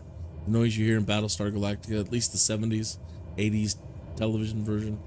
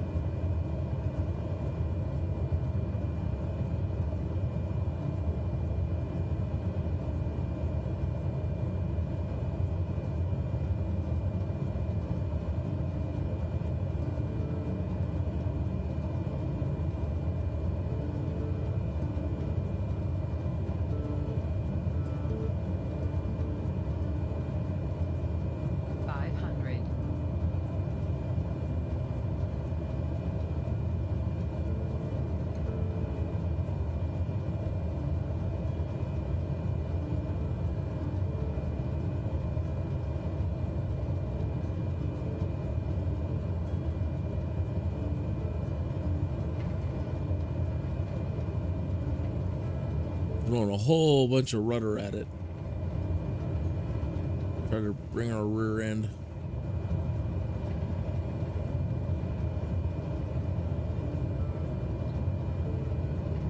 in line with us.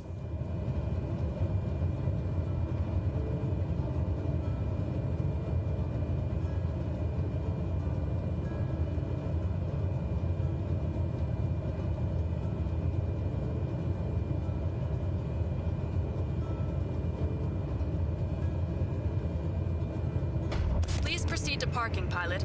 I hope the cargo survived that. I heard something break. Taxi to parking and shut down your engine.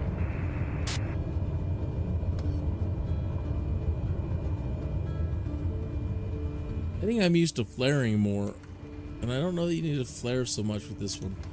But I do have a tougher time sticking landings in this thing, and that might be it. And I'm trying to flare a little too much.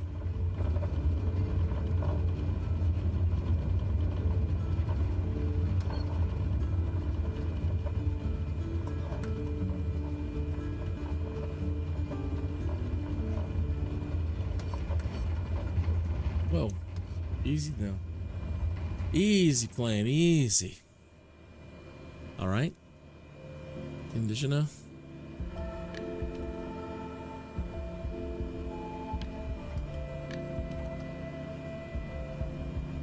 And we just wait.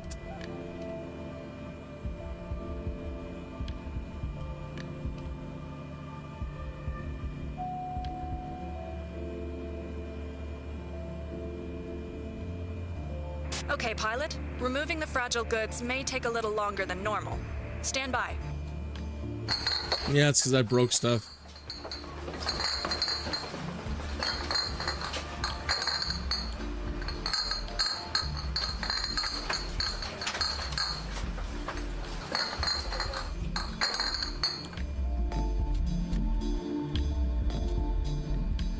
Transporter, the cargo has been delivered.